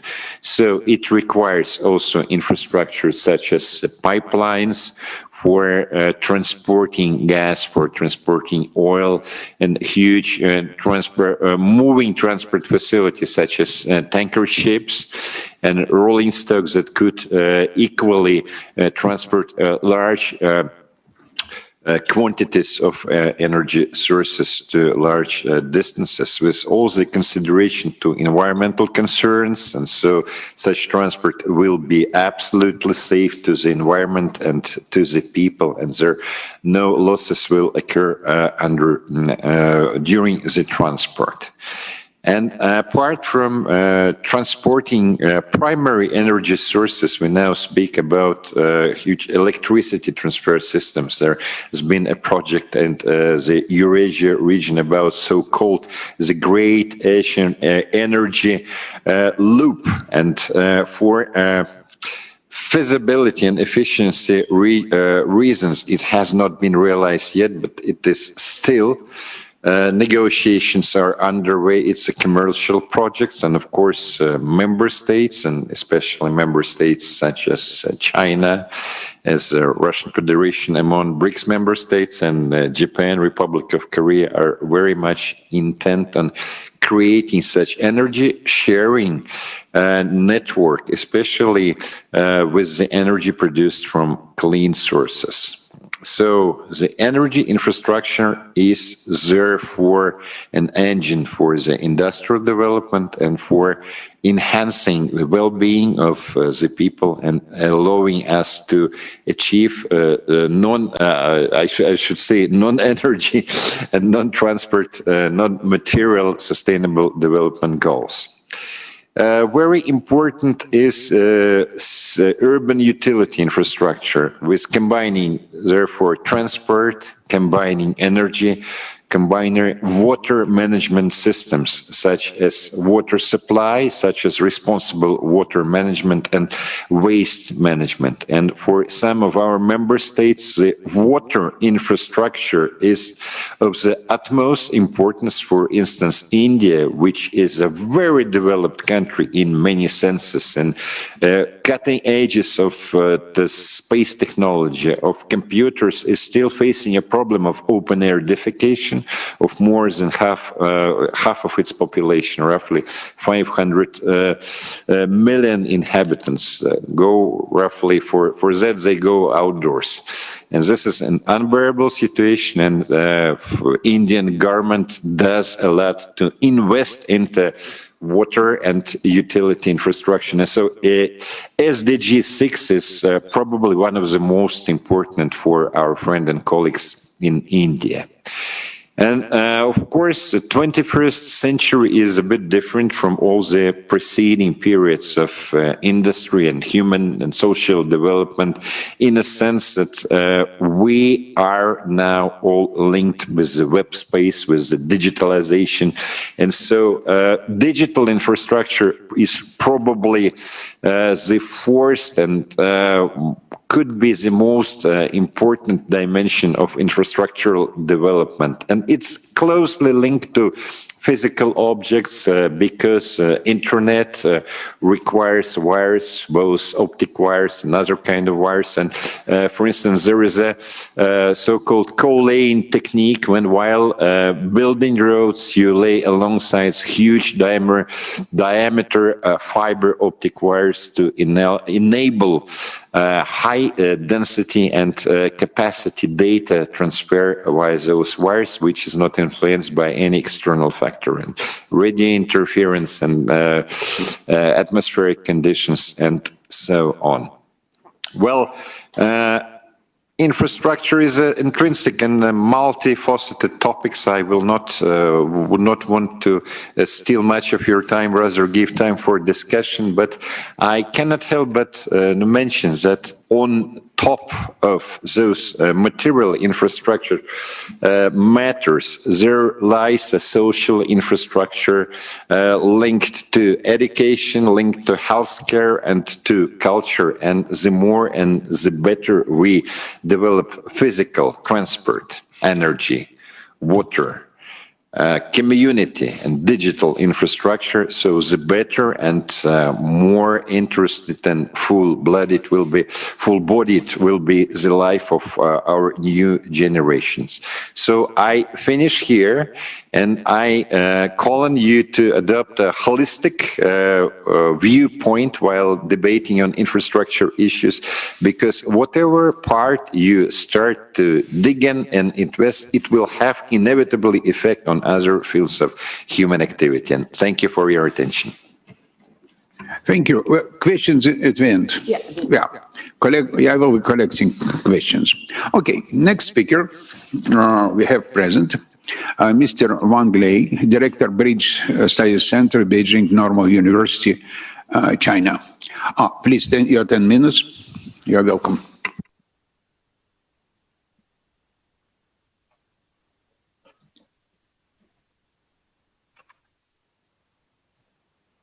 Good afternoon, ladies and gentlemen, my dear BRICS colleagues. It's my great honor to have this opportunity to give the presentation here. And I would like to share my views upon the quality infrastructure and the BRICS efforts to facilitate the inclusive development. And is it getting along well?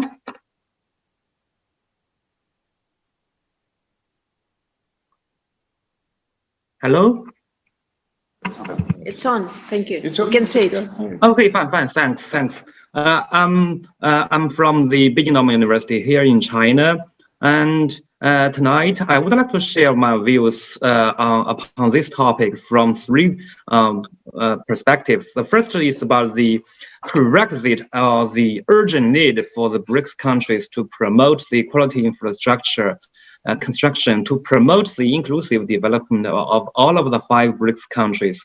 I would like to share my views from 3 points. The first one is about the strategies conducted by all of the 5 BRICS countries. As we know, all of the 5 countries are now promoting the innovation-driven development as a kind of means to safeguard social inclusiveness. Therefore, it demands the quality infrastructure for all of the 5 countries to promote the social inclusiveness as well as the social equality.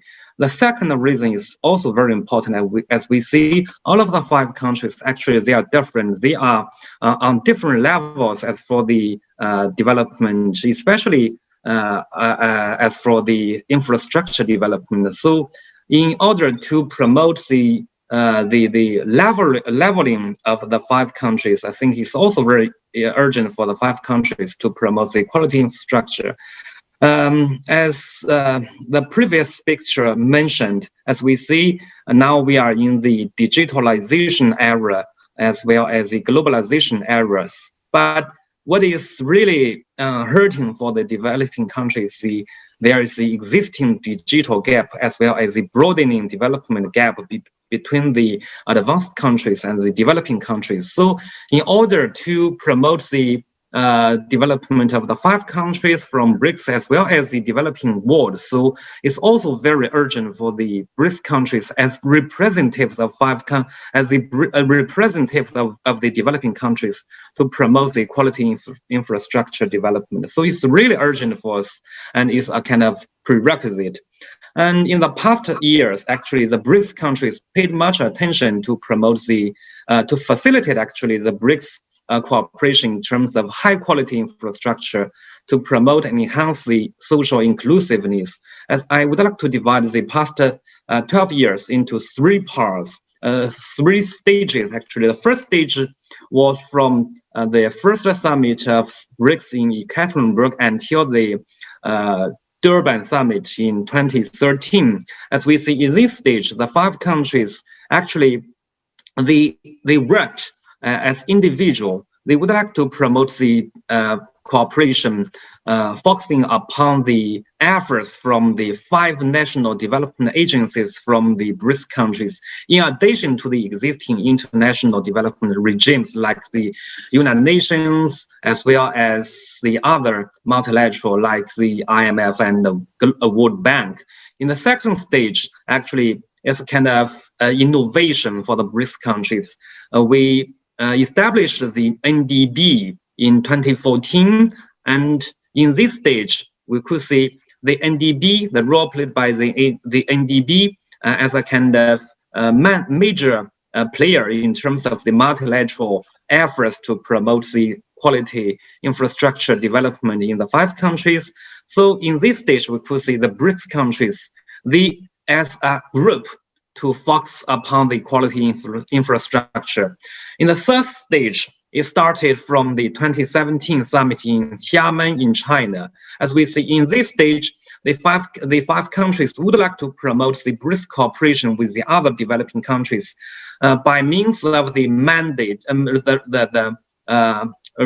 mechanism, BRICS Plus, as well as global outreach in 2018. So in this stage, we could see the BRICS countries would like to do more, to promote the quality infrastructure, not only within the 5 BRICS countries, in addition to but also in the other developing countries. So in this stage, we could see the BRICS countries would like to shoulder more responsibilities to the world, especially to promote the international development in other developing countries, focusing in the African continent.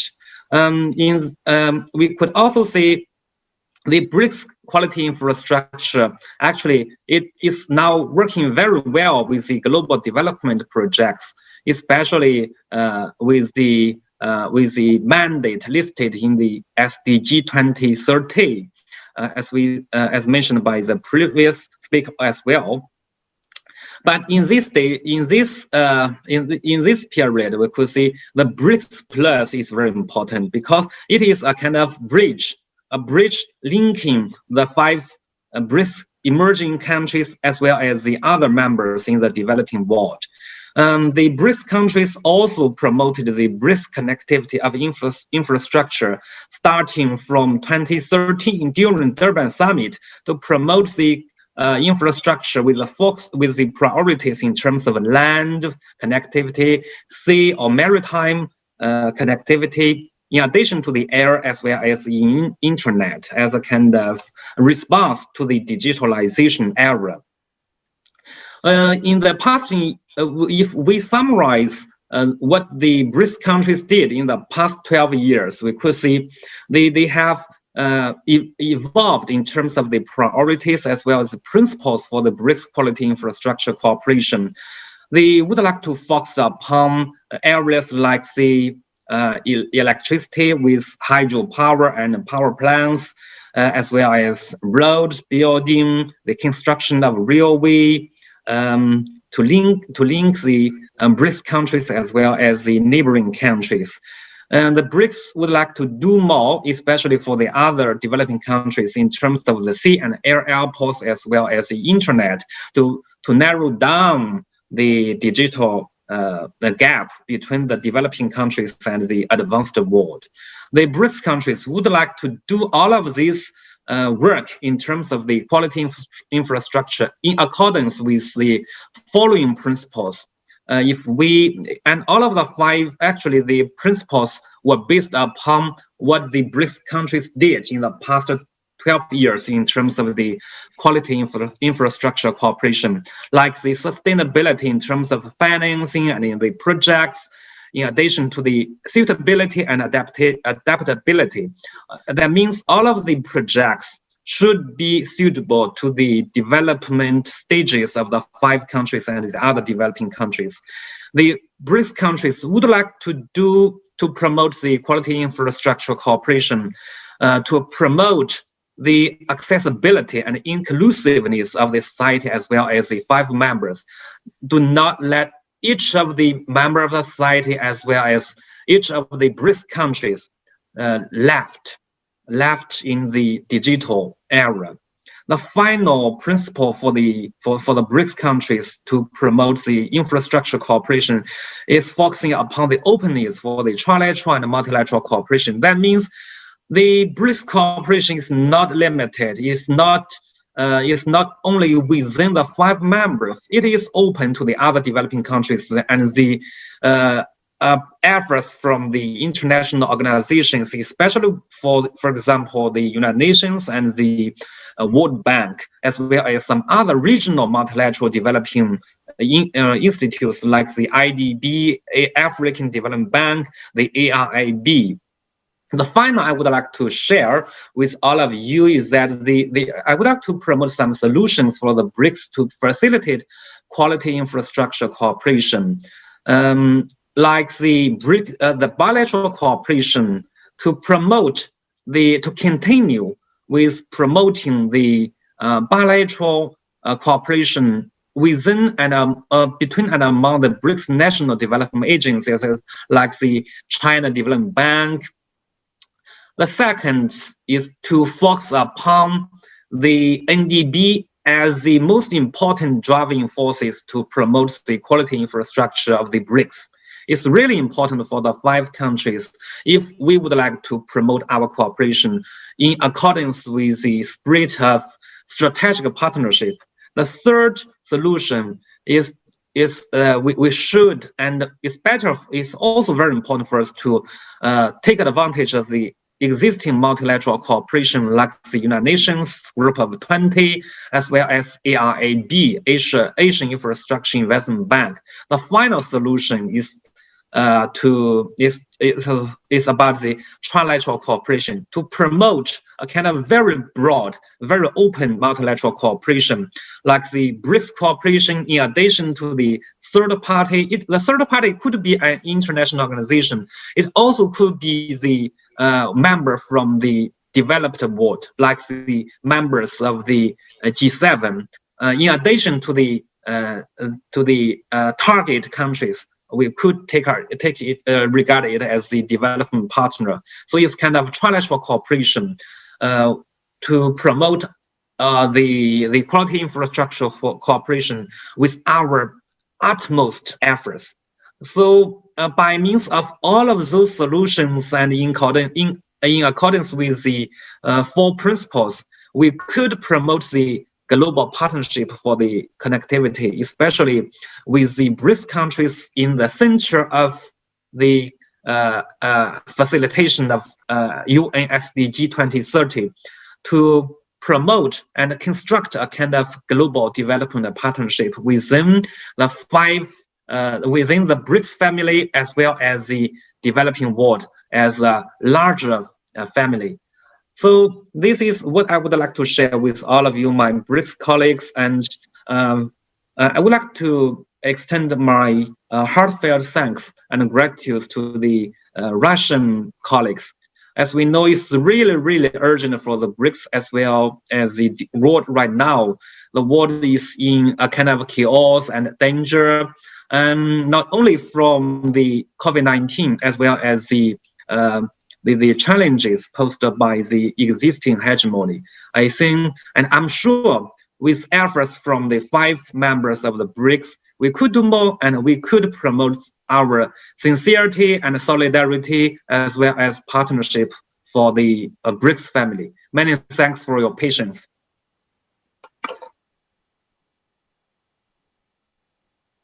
It's a great problem.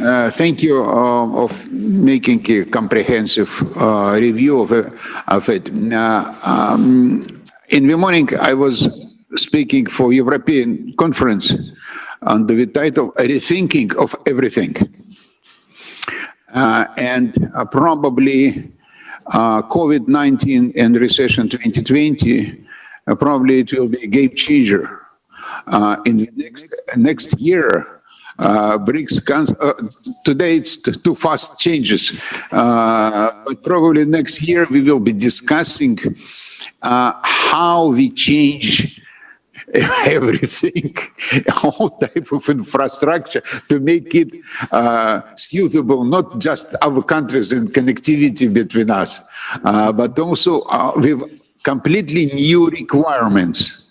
I will have hopefully my 5 minutes at the end. I will give a list, but not interrupting the process and not interfering as it's always nasty as moderators interfering with speakers.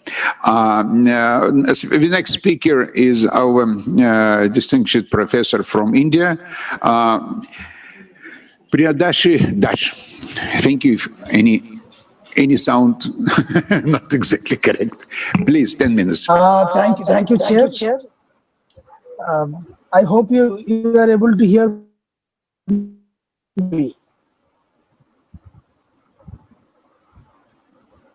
Can you hear me? All great, thank you. Okay. So, good morning, good afternoon, good evening to all of you, all our co-panelists. I see.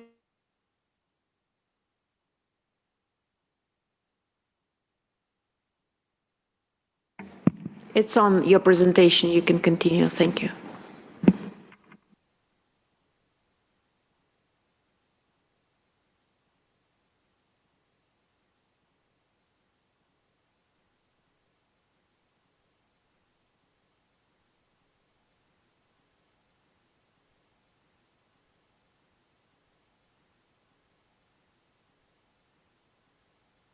We are waiting. Go ahead. Yeah.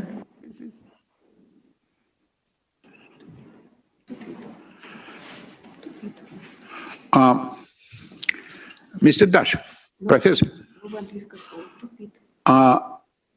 that's your turn. Proceed. That's your turn to speak.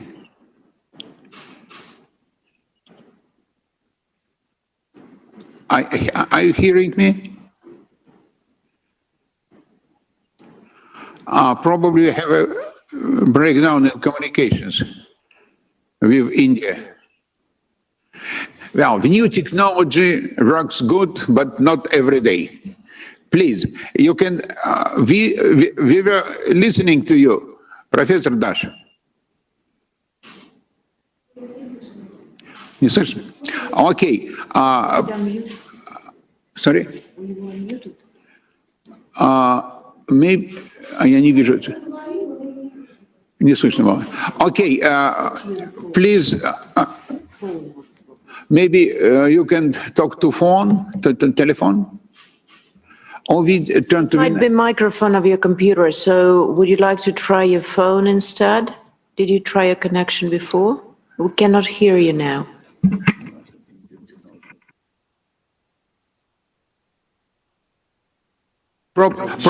Shall we allow Brazilian colleague to speak while our Indian colleague manages his... We are trying to restore the unity of BRICS with India. And we have next speaker from Brazil, Dr. Priscilla Kohler Rodriguez Vieira, Research Institute for Applied Economic Research, IPEA, Brazil, online. And it's nice to have you here. Give our best wishes to our friends in IPEA, Oliveira and everybody, and especially to Renata Baumann, because he must be someplace nearby. Please. Okay, thank you. Greetings, ladies and gentlemen. Greetings, colleagues. I will share my screen and my presentation, and I would like to thank you for this opportunity to discuss this essential topic and this in this important forum. So, could you hear me and see my screen? Okay. So,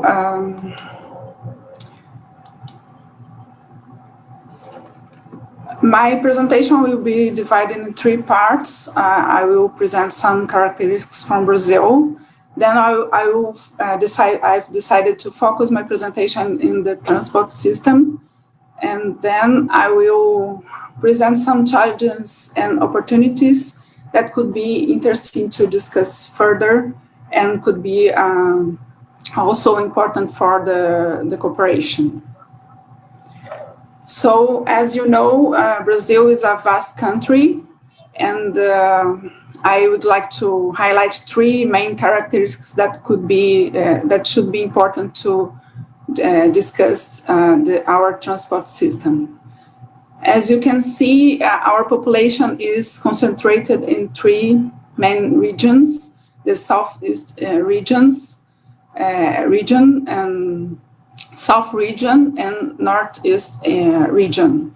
And another important characteristic is the differences between weather in these 3 parts of the country. In Northeast region, the weather is hot and dry, and in the other 2 regions, the weather is colder and the humidity is very high.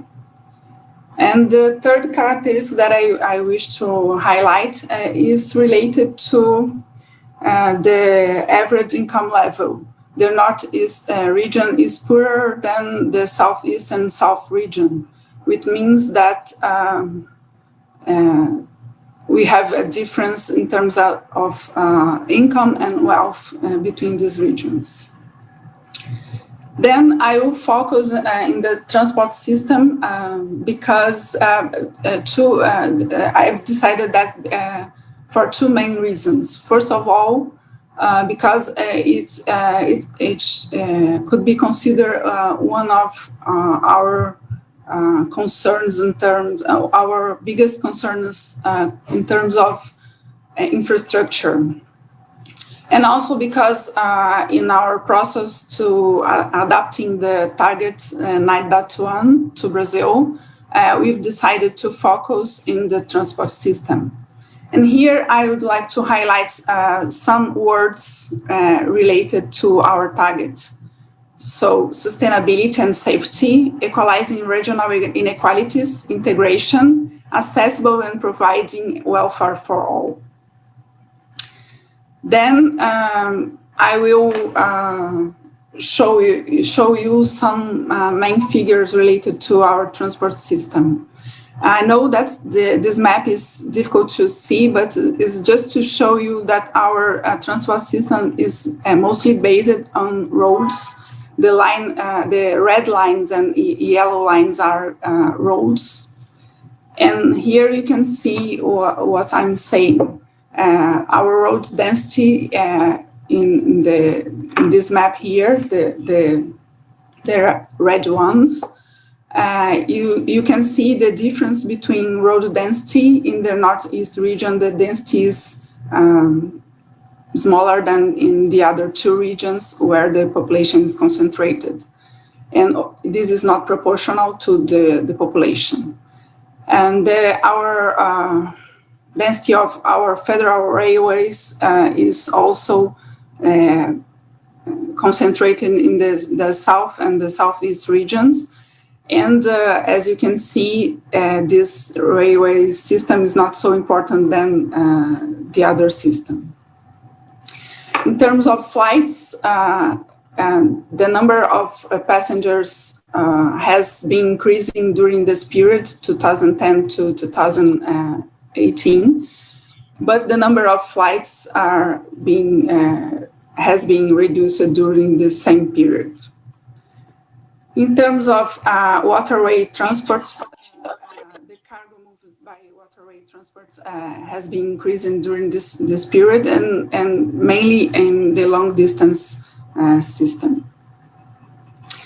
Another important indicator is related to accidents. In fact, this is the best one in terms of indicators. The evolution of accidents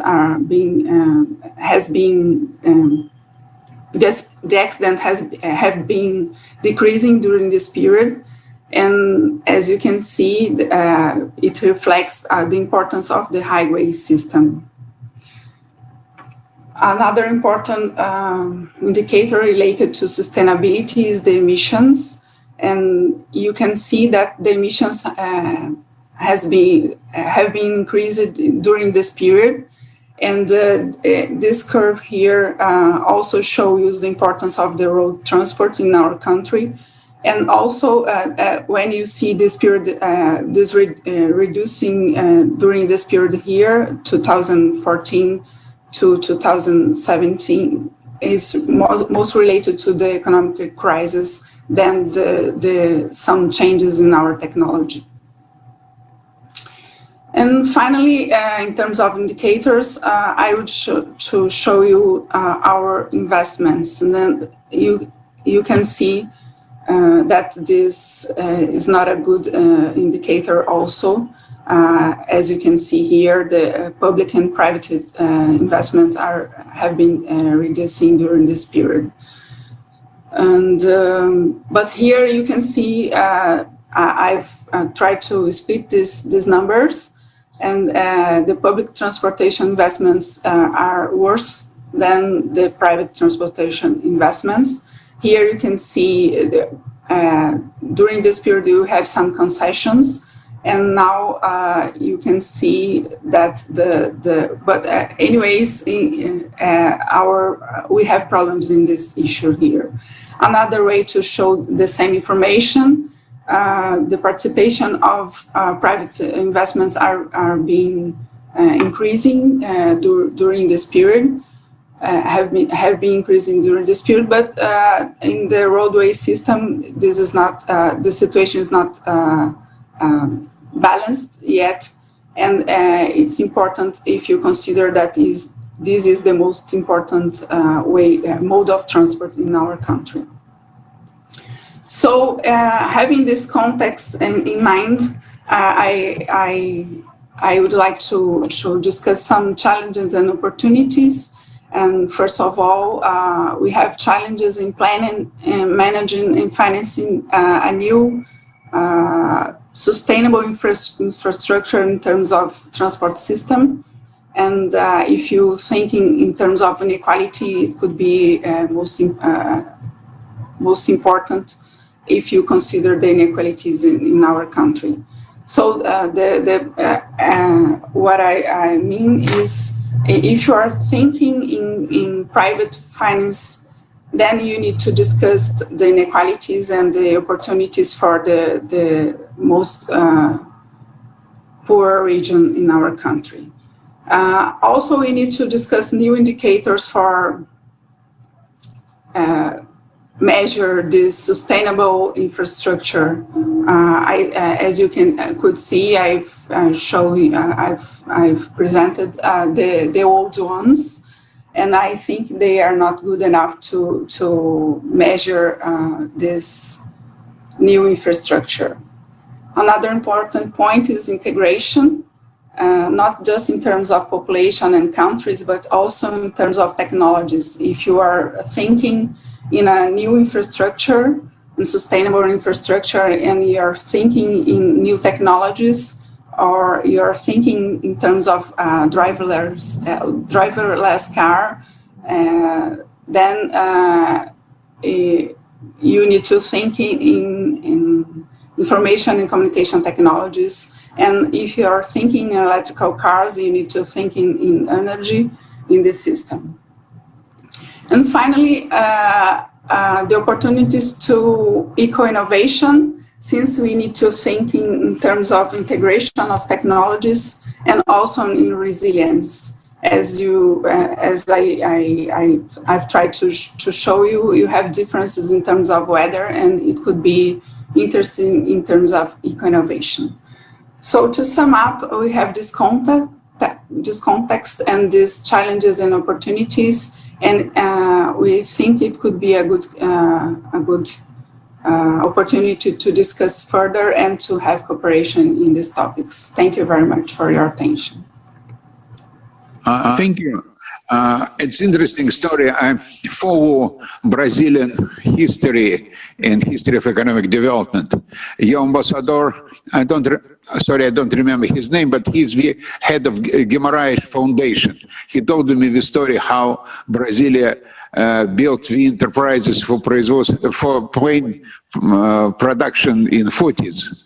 It is interesting in actually introducing planes instead of railroads at the beginning. And I came to Washington to the World Bank in 1992, and first two projects for Brasilia were on textbooks and on commuter trains in the Rio de Janeiro area. That was kind of education on development, and in education and social, and in transportation and commuting. It was very interesting. Thank you very much. We have back our speaker. You got back the technology. Yes. Can you hear me, Chair? Yeah. Please hear now. Good. We hear you. Please. Okay, thank you. Just give me a minute to share the screen.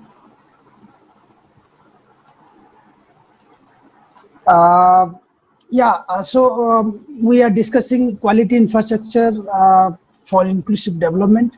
So what I'll do, I'll just highlight some of the recent initiatives that are taken by Government of India, which would also matter in the case of BRICS. And then some lessons in general for BRICS to undertake to ensure that this resilient and quality infrastructure contributes to development. If you see the channels through which infrastructure contributes to development, first of all, the low and middle income countries have critical bottlenecks in terms of the physical connectivity, digital connectivity, social infrastructure in terms of health, education, that hinder them to achieve the sustainable development goals.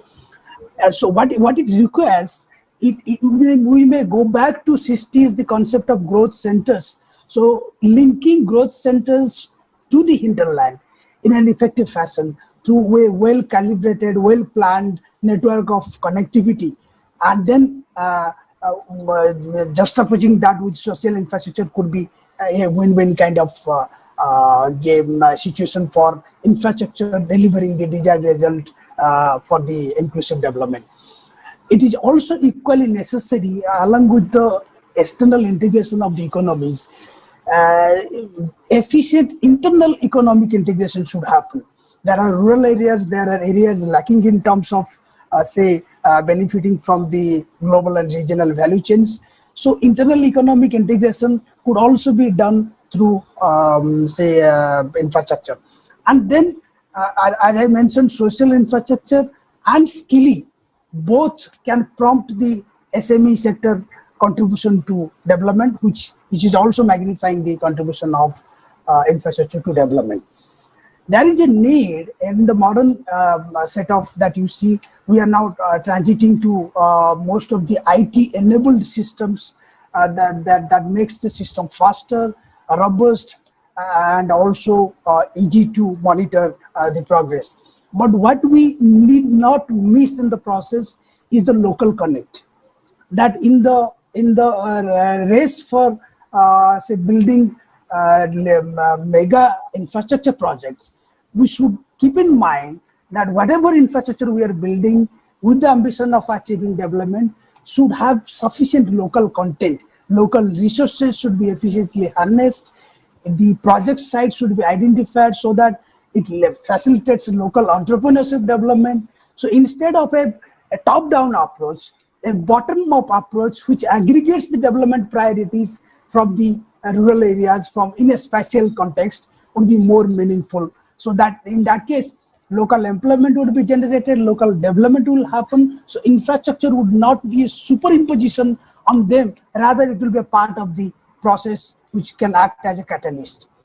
If we see the BRICS countries, NDB estimates, I mean this is as per the NDB's latest annual report, that the BRICS share in total global infrastructure investments, if we predict, it will be somewhere around 44% in 2040. What it means that almost or close to 50% of global infrastructure investment requirement would be in the BRICS countries. And BRICS countries have been driving the global economy just before this pandemic, and in between there was some modest slowdown. Otherwise, this grouping was considered as a major driver for global economy. So this is an illustration of that. I was mentioning the steps taken by the incumbent government in India for inclusive development. There has been a renewed focus that how to catalyze infrastructure development for all different segments, physical, social, digital, and there has been credible improvement in the speed at which roads, railways are built, the maritime infrastructure, the air connectivity infrastructure. In one of my next slides, I'll show how air connectivity has become an affordable proposition for ordinary people in the country. Renewable energy, particularly solar energy, the country has achieved significant progress in the last 5-6 years. Social infrastructure, water sanitation, urban infrastructure, this has got a boost, not just in terms of the allocations, budgetary allocations, but in terms of the significance of this element, this component in the growth process. And ease of doing, as you might have come across, the level of India has been scaled up in the recent years. So what it appears, there is an integrated approach towards quality and resilient infrastructure, meeting the basic infrastructure requirements, then combining the social and digital infrastructure.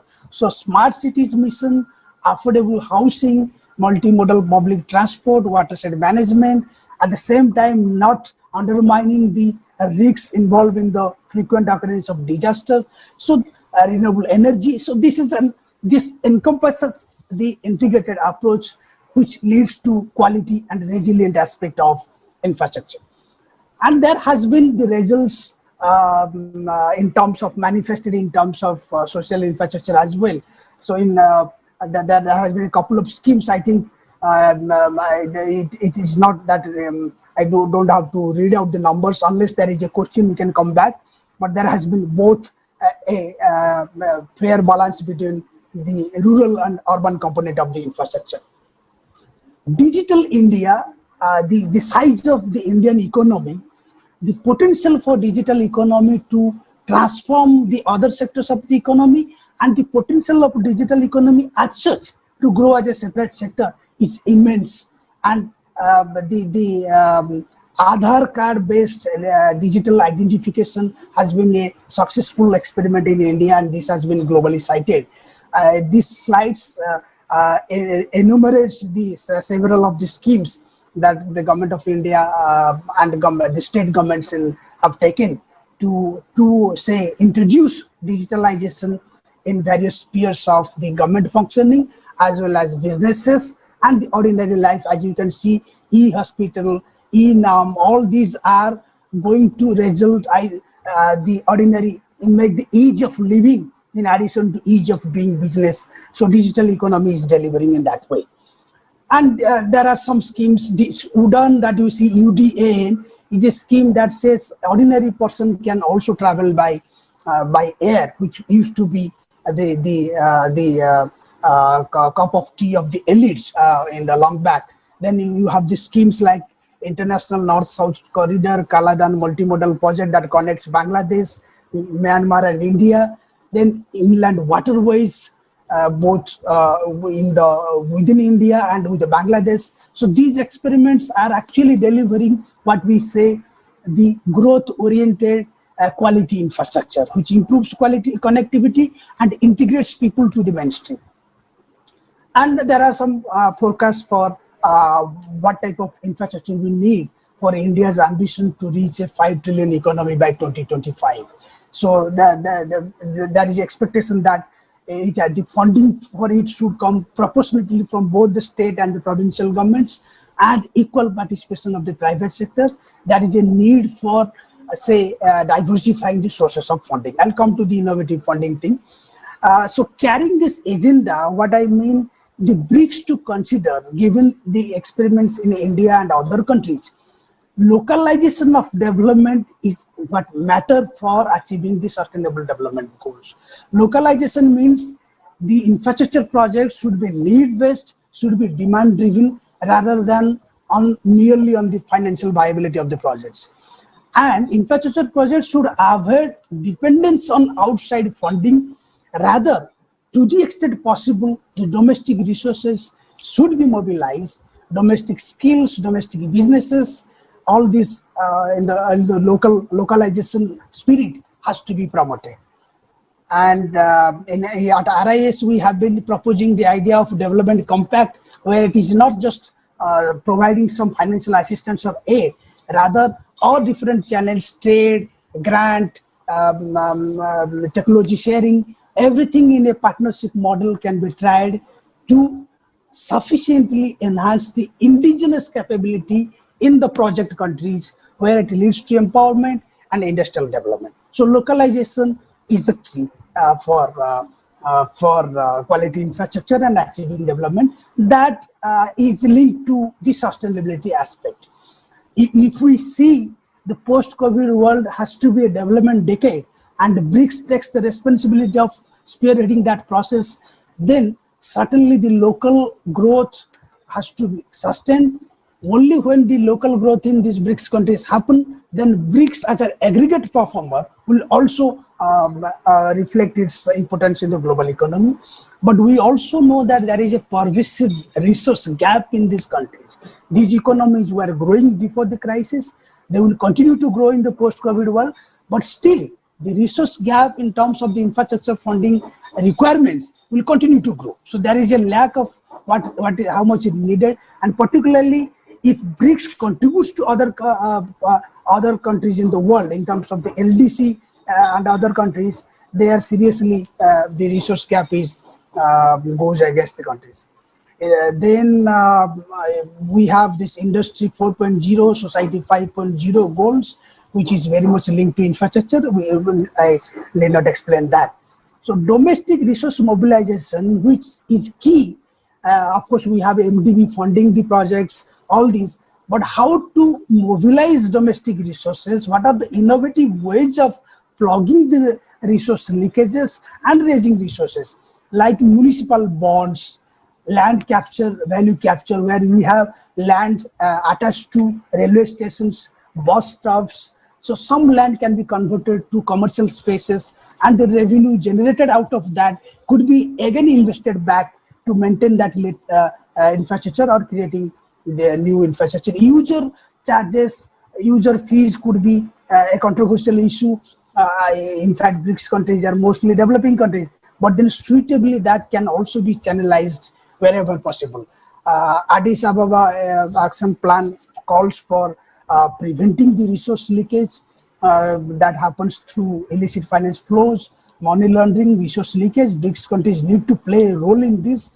If we need to enhance the efficiency of the available domestic resources, these are also the ways to prevent it. And if we see at all, I have a couple of slides only, I'm finishing in a couple of minutes. So if we think in terms of innovative financing structure, in addition to MDB funding, all sorts of concessional component of the funding, then there could be various models. Like traditionally these infrastructure projects, transport project, mostly the build, operate, transfer model was there. Then we had BOOT.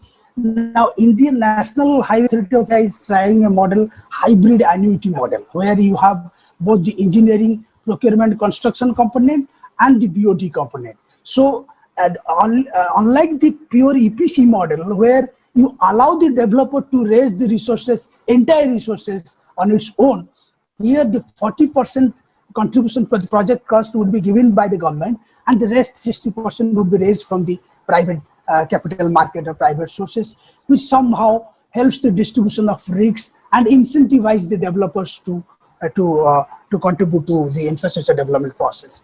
There are small investment vehicles like real estate investment trust, infrastructure investment trust. These are actually outside the ambit of the government machinery, where you create a trust. The trust is listed on the stock exchange, purely mobilizing the private capital, again converting the say real estate properties or old infrastructure, converting them to some sort of commercial assets so that revenue can be generated. Social impact bond is actually a nice concept, but it is at the experimental level, where we blend the social cause with the economic objective. Like we address women empowerment, but also at the same time promote small business by say encouraging the thrift societies or the microfinancing self-help group kind of initiative. So social bond is also a new experiment in that direction. Green energy projects have been widely acknowledged, their contribution, and the world would appreciate. BRICS must do that. In fact, NDB and AIIB are funding 23% of the cumulative approvals by NDB constitute the clean energy projects. So this is a healthy development and it should continue. Some of the initiatives that India has taken, like as you know, the International Solar Alliance, CDRI, there's a Coalition for Disaster Resilient Infrastructure. These are again India's global participation in towards the quality infrastructure objective. So most of the BRICS countries are part of that, and this is also in addition to our national level efforts. The global initiatives, BRICS-centric efforts are required to ensure that infrastructure is not for the sake of infrastructure, but for achieving inclusive development, and that would translate to achieve sustainable development goals. So I conclude by saying that quality and resilient physical and social infrastructure will help countries to come out of poverty traps, open their market, bring efficiency resource utilization, and optimize resource to investment, which often doesn't happen despite the merit of the infrastructure projects. India's recent success in some of these digital India initiatives, ensuring clean cooking gas to the people, renewable energy development, all these are testimony to that endeavor. I think that applies to all the BRICS countries some way or other, and India's global initiatives, and the same way the BRICS countries' global initiatives could push BRICS as a leader in terms of the promoting quality infrastructure.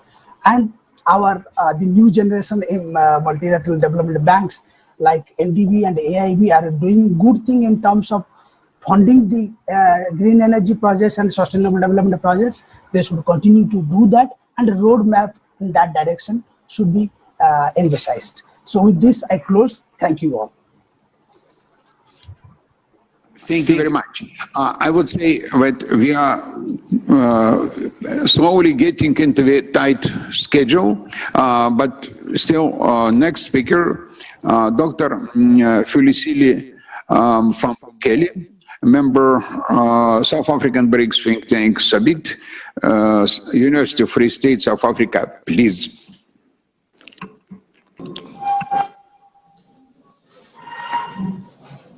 Good afternoon, colleagues. Okay. Is my presentation up? Not yet.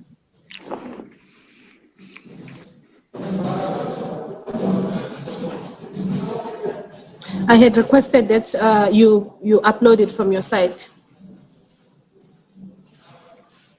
Frank.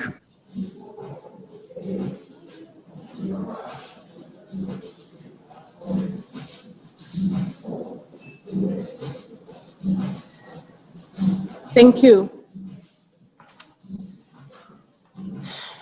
I'm going to present today, good afternoon colleagues, I'm going to present on the planning for quality infrastructure and sustainability in BRICS post-COVID-19. Next slide, please.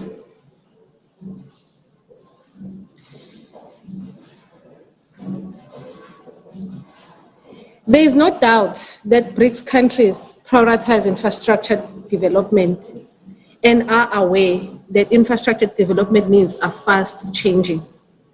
To a certain degree, quality infrastructure is also implied in many discussions as we are discussing today. So the association of infrastructure development with sustainable development is there. It is implied and articulated in many documents and publications that I have read. However, there's a startling finding or a critical finding that I want to highlight today.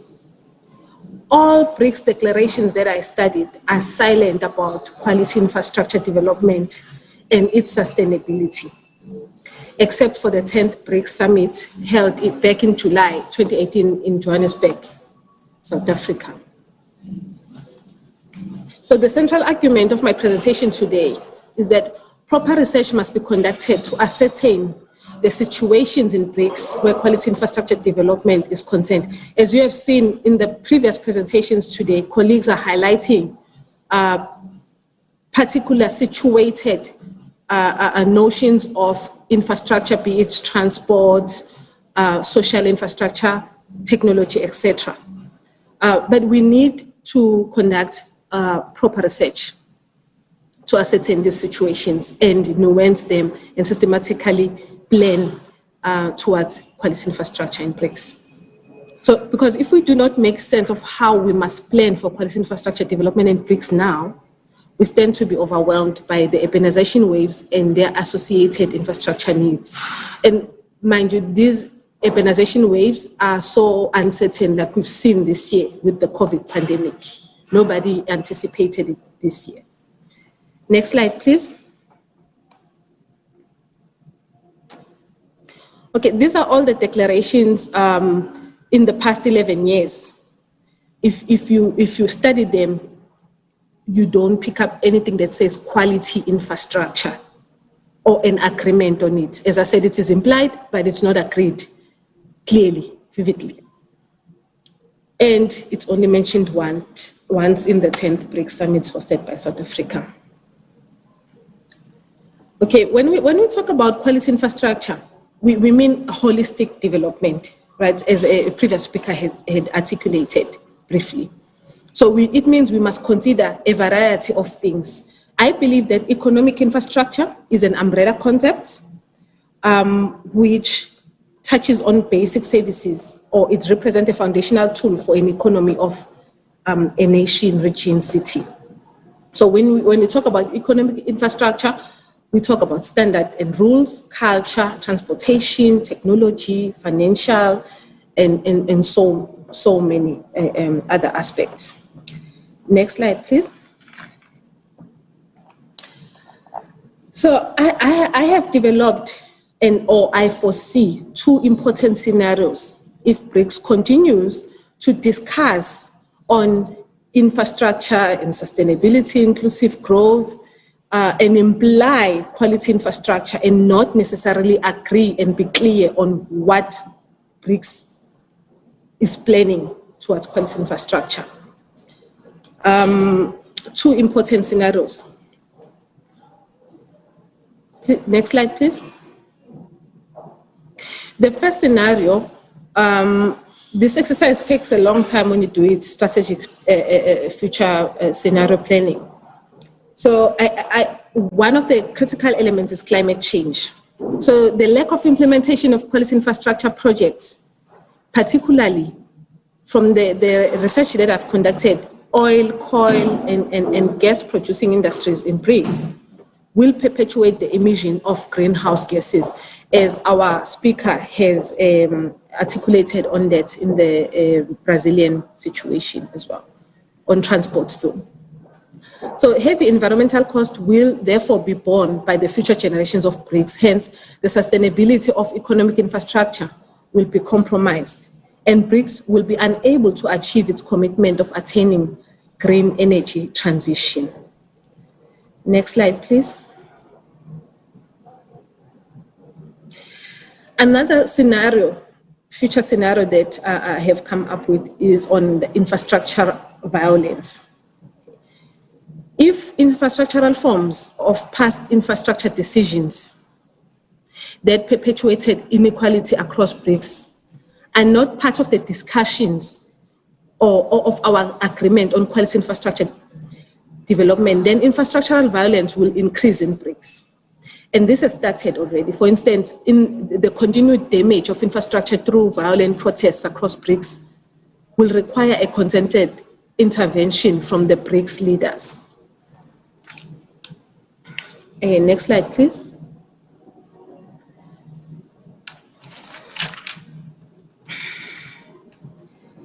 So it's very important that we systematically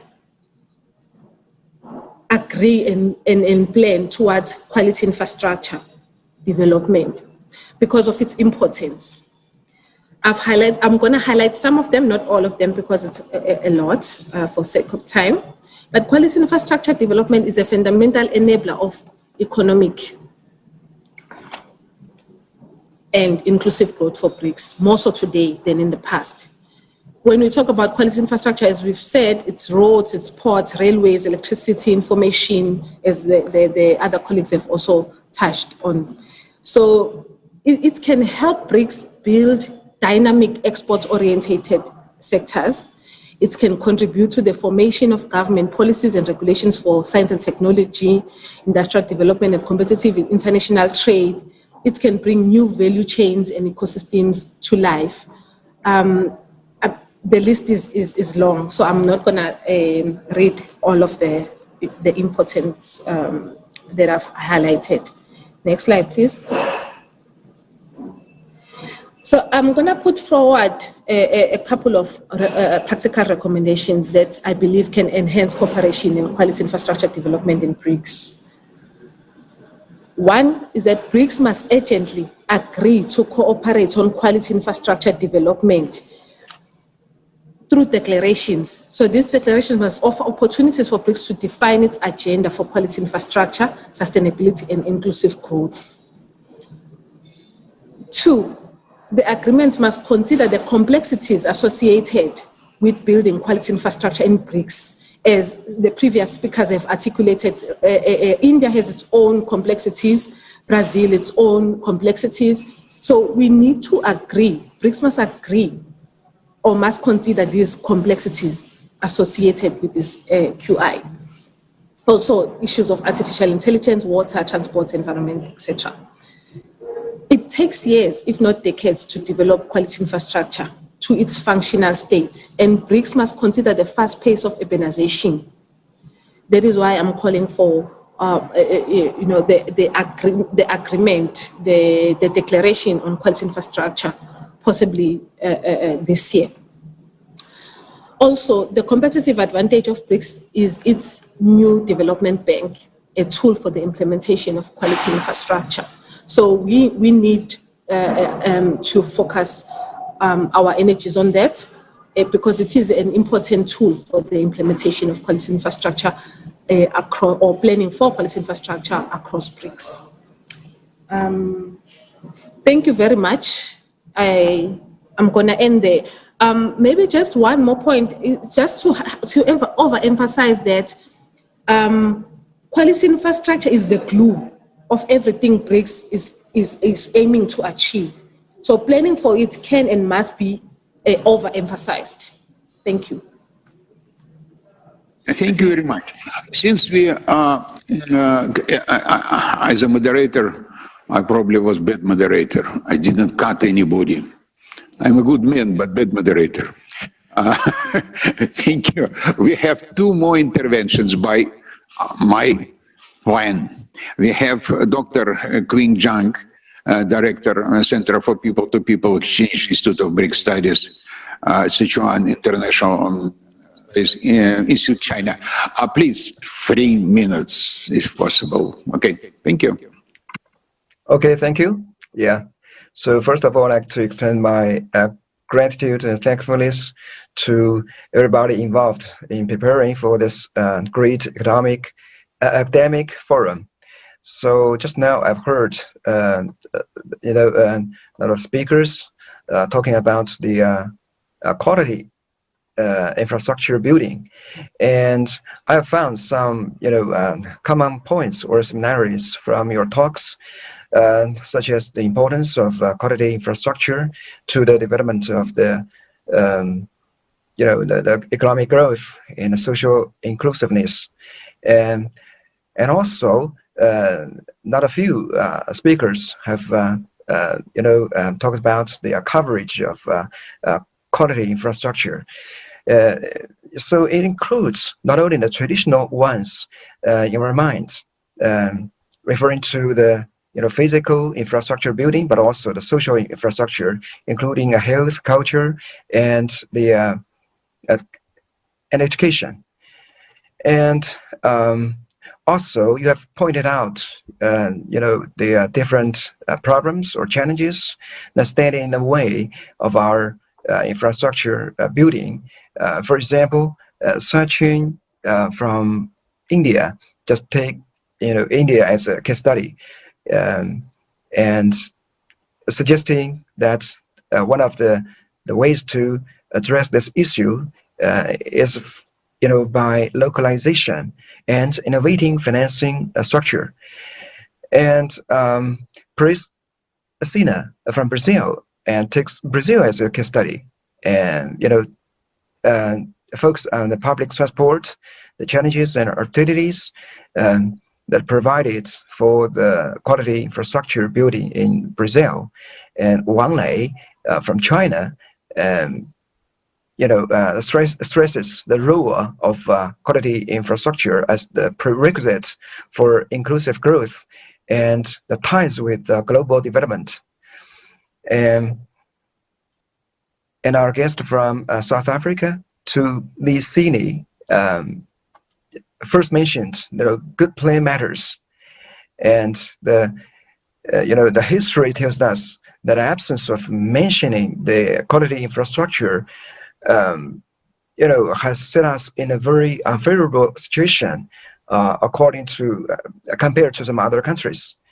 And she also brought forward two important scenarios, like climate change and infrastructure violence, and finally point out that policy can be serving as the good clue, to promote the quality infrastructure building. And our host Oleg from Russia, also point out the significance of quality infrastructure to the social inclusiveness and economic growth. So that is my point, and some of my generalization from all speakers' points. Thank you. Yeah, Ho. Thank you very much. It's a high Chinese discipline. Also, in terms of timing. Thank you very much. Thank you. Yeah. Alexei Shadrin, please, 3 minutes.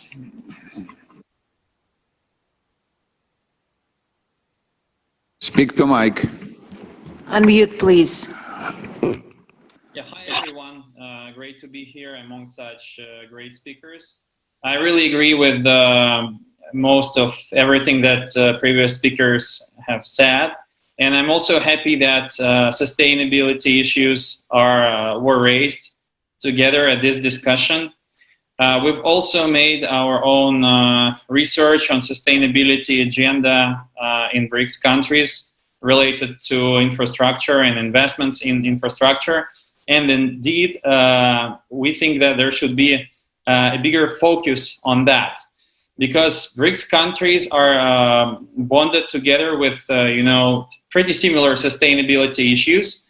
But of course, each country has own specifics. But the main problem that most of all BRICS countries face is the problem of trust when we're talking about raising international investments into infrastructure projects.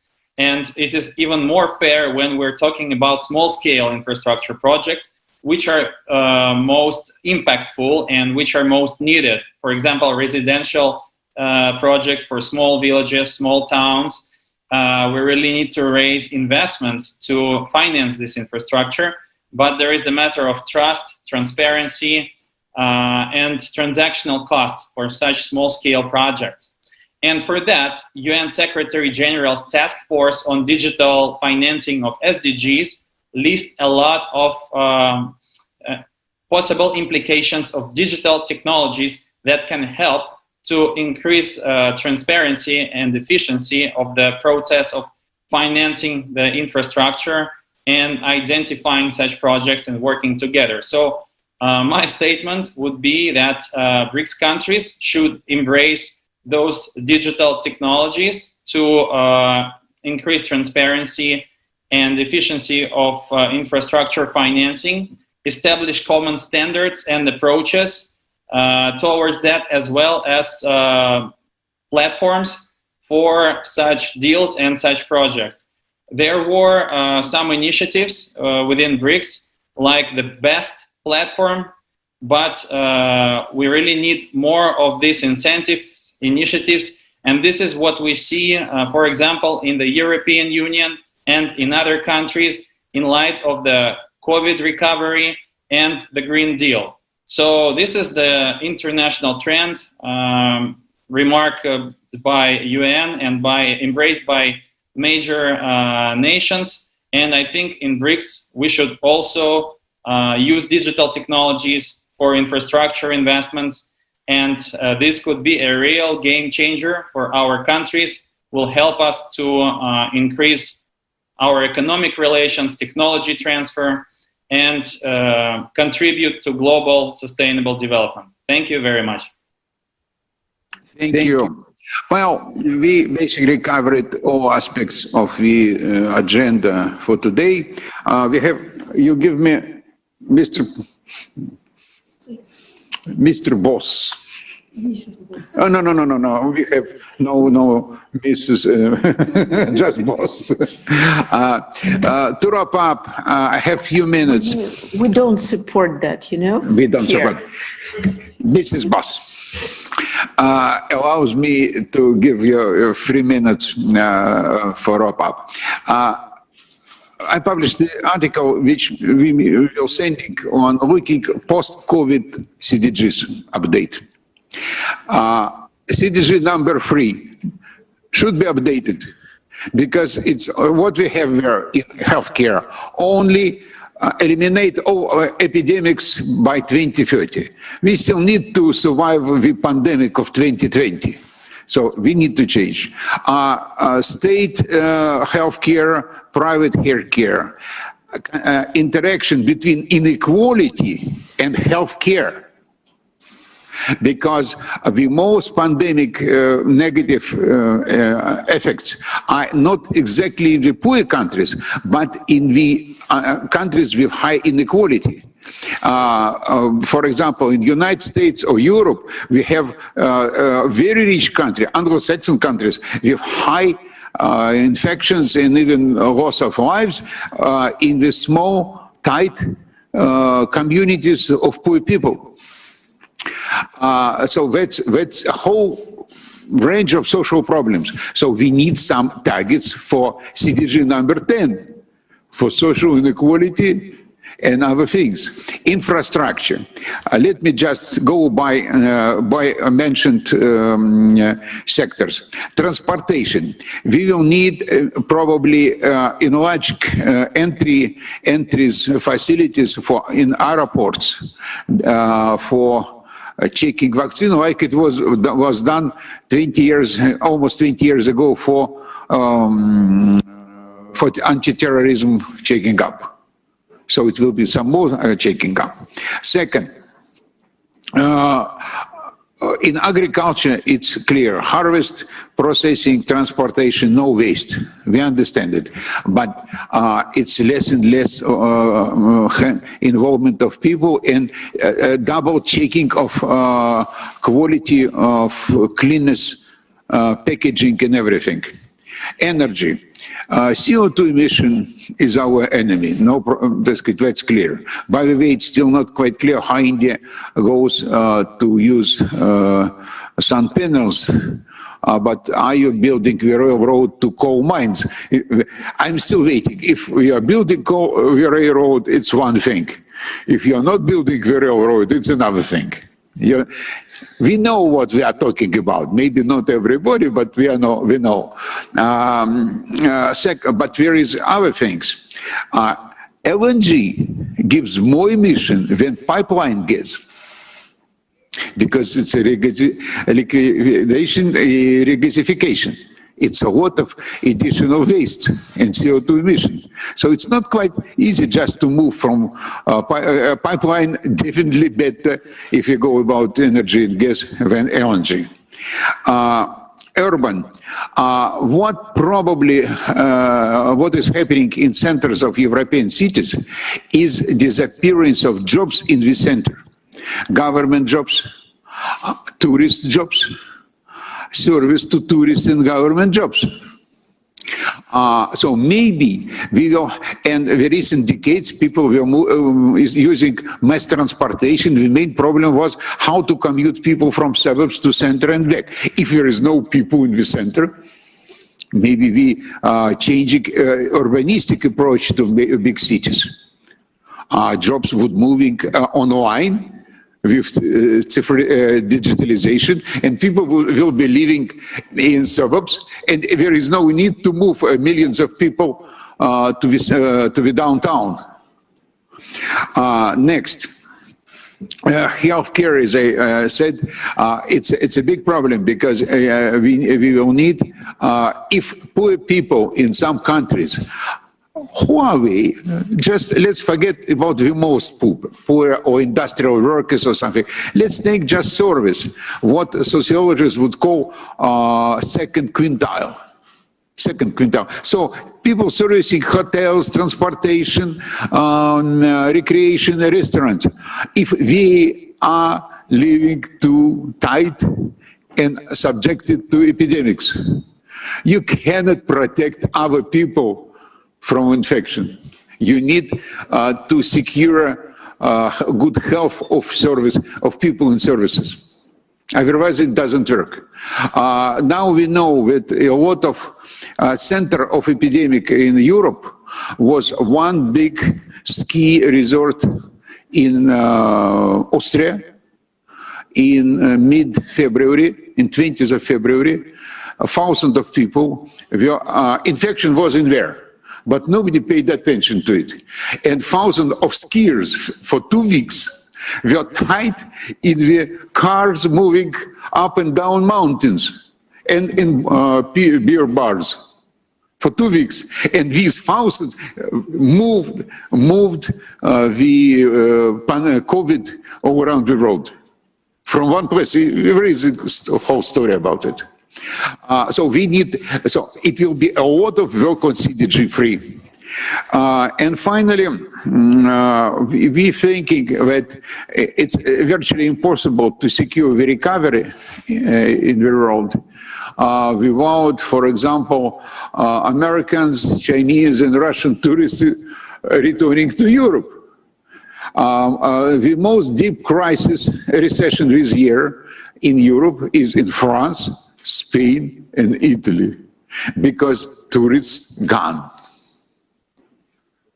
And without returning them, it's minus 5 million barrels a day of kerosene for planes. This is half of a reduction on oil consumption this year. So it's from 100 million barrels a day to 90, minus 10% for a year. Half of it is kerosene. And without this kerosene used, you have no stability in the oil market. So you don't have good export, good money for Arab countries or Russia. No, not that dramatic for Russia, but it's still a lot of money. And import by oil exporters should buy. But no tourists, no services, no poor people returning to services in countries with resorts. Gutierrez, as I mentioned today already, I believe, remind us that it's plus 150 million poor people, extreme poverty this year. We may be moved by demographic and a recession back to millennium goals of 2000. We should start thinking again, maybe we are coming for it. BRICS cooperation may be vital for that, because it's very hard to wait while all these developed countries will settle all the scores with everybody and come back to cooperation. Maybe we are most interested in developing, catching up, and some good order in the world. So we'll hope for more cooperation, global governance, and good management of global affairs for the next, before the next academic forum. Thank you.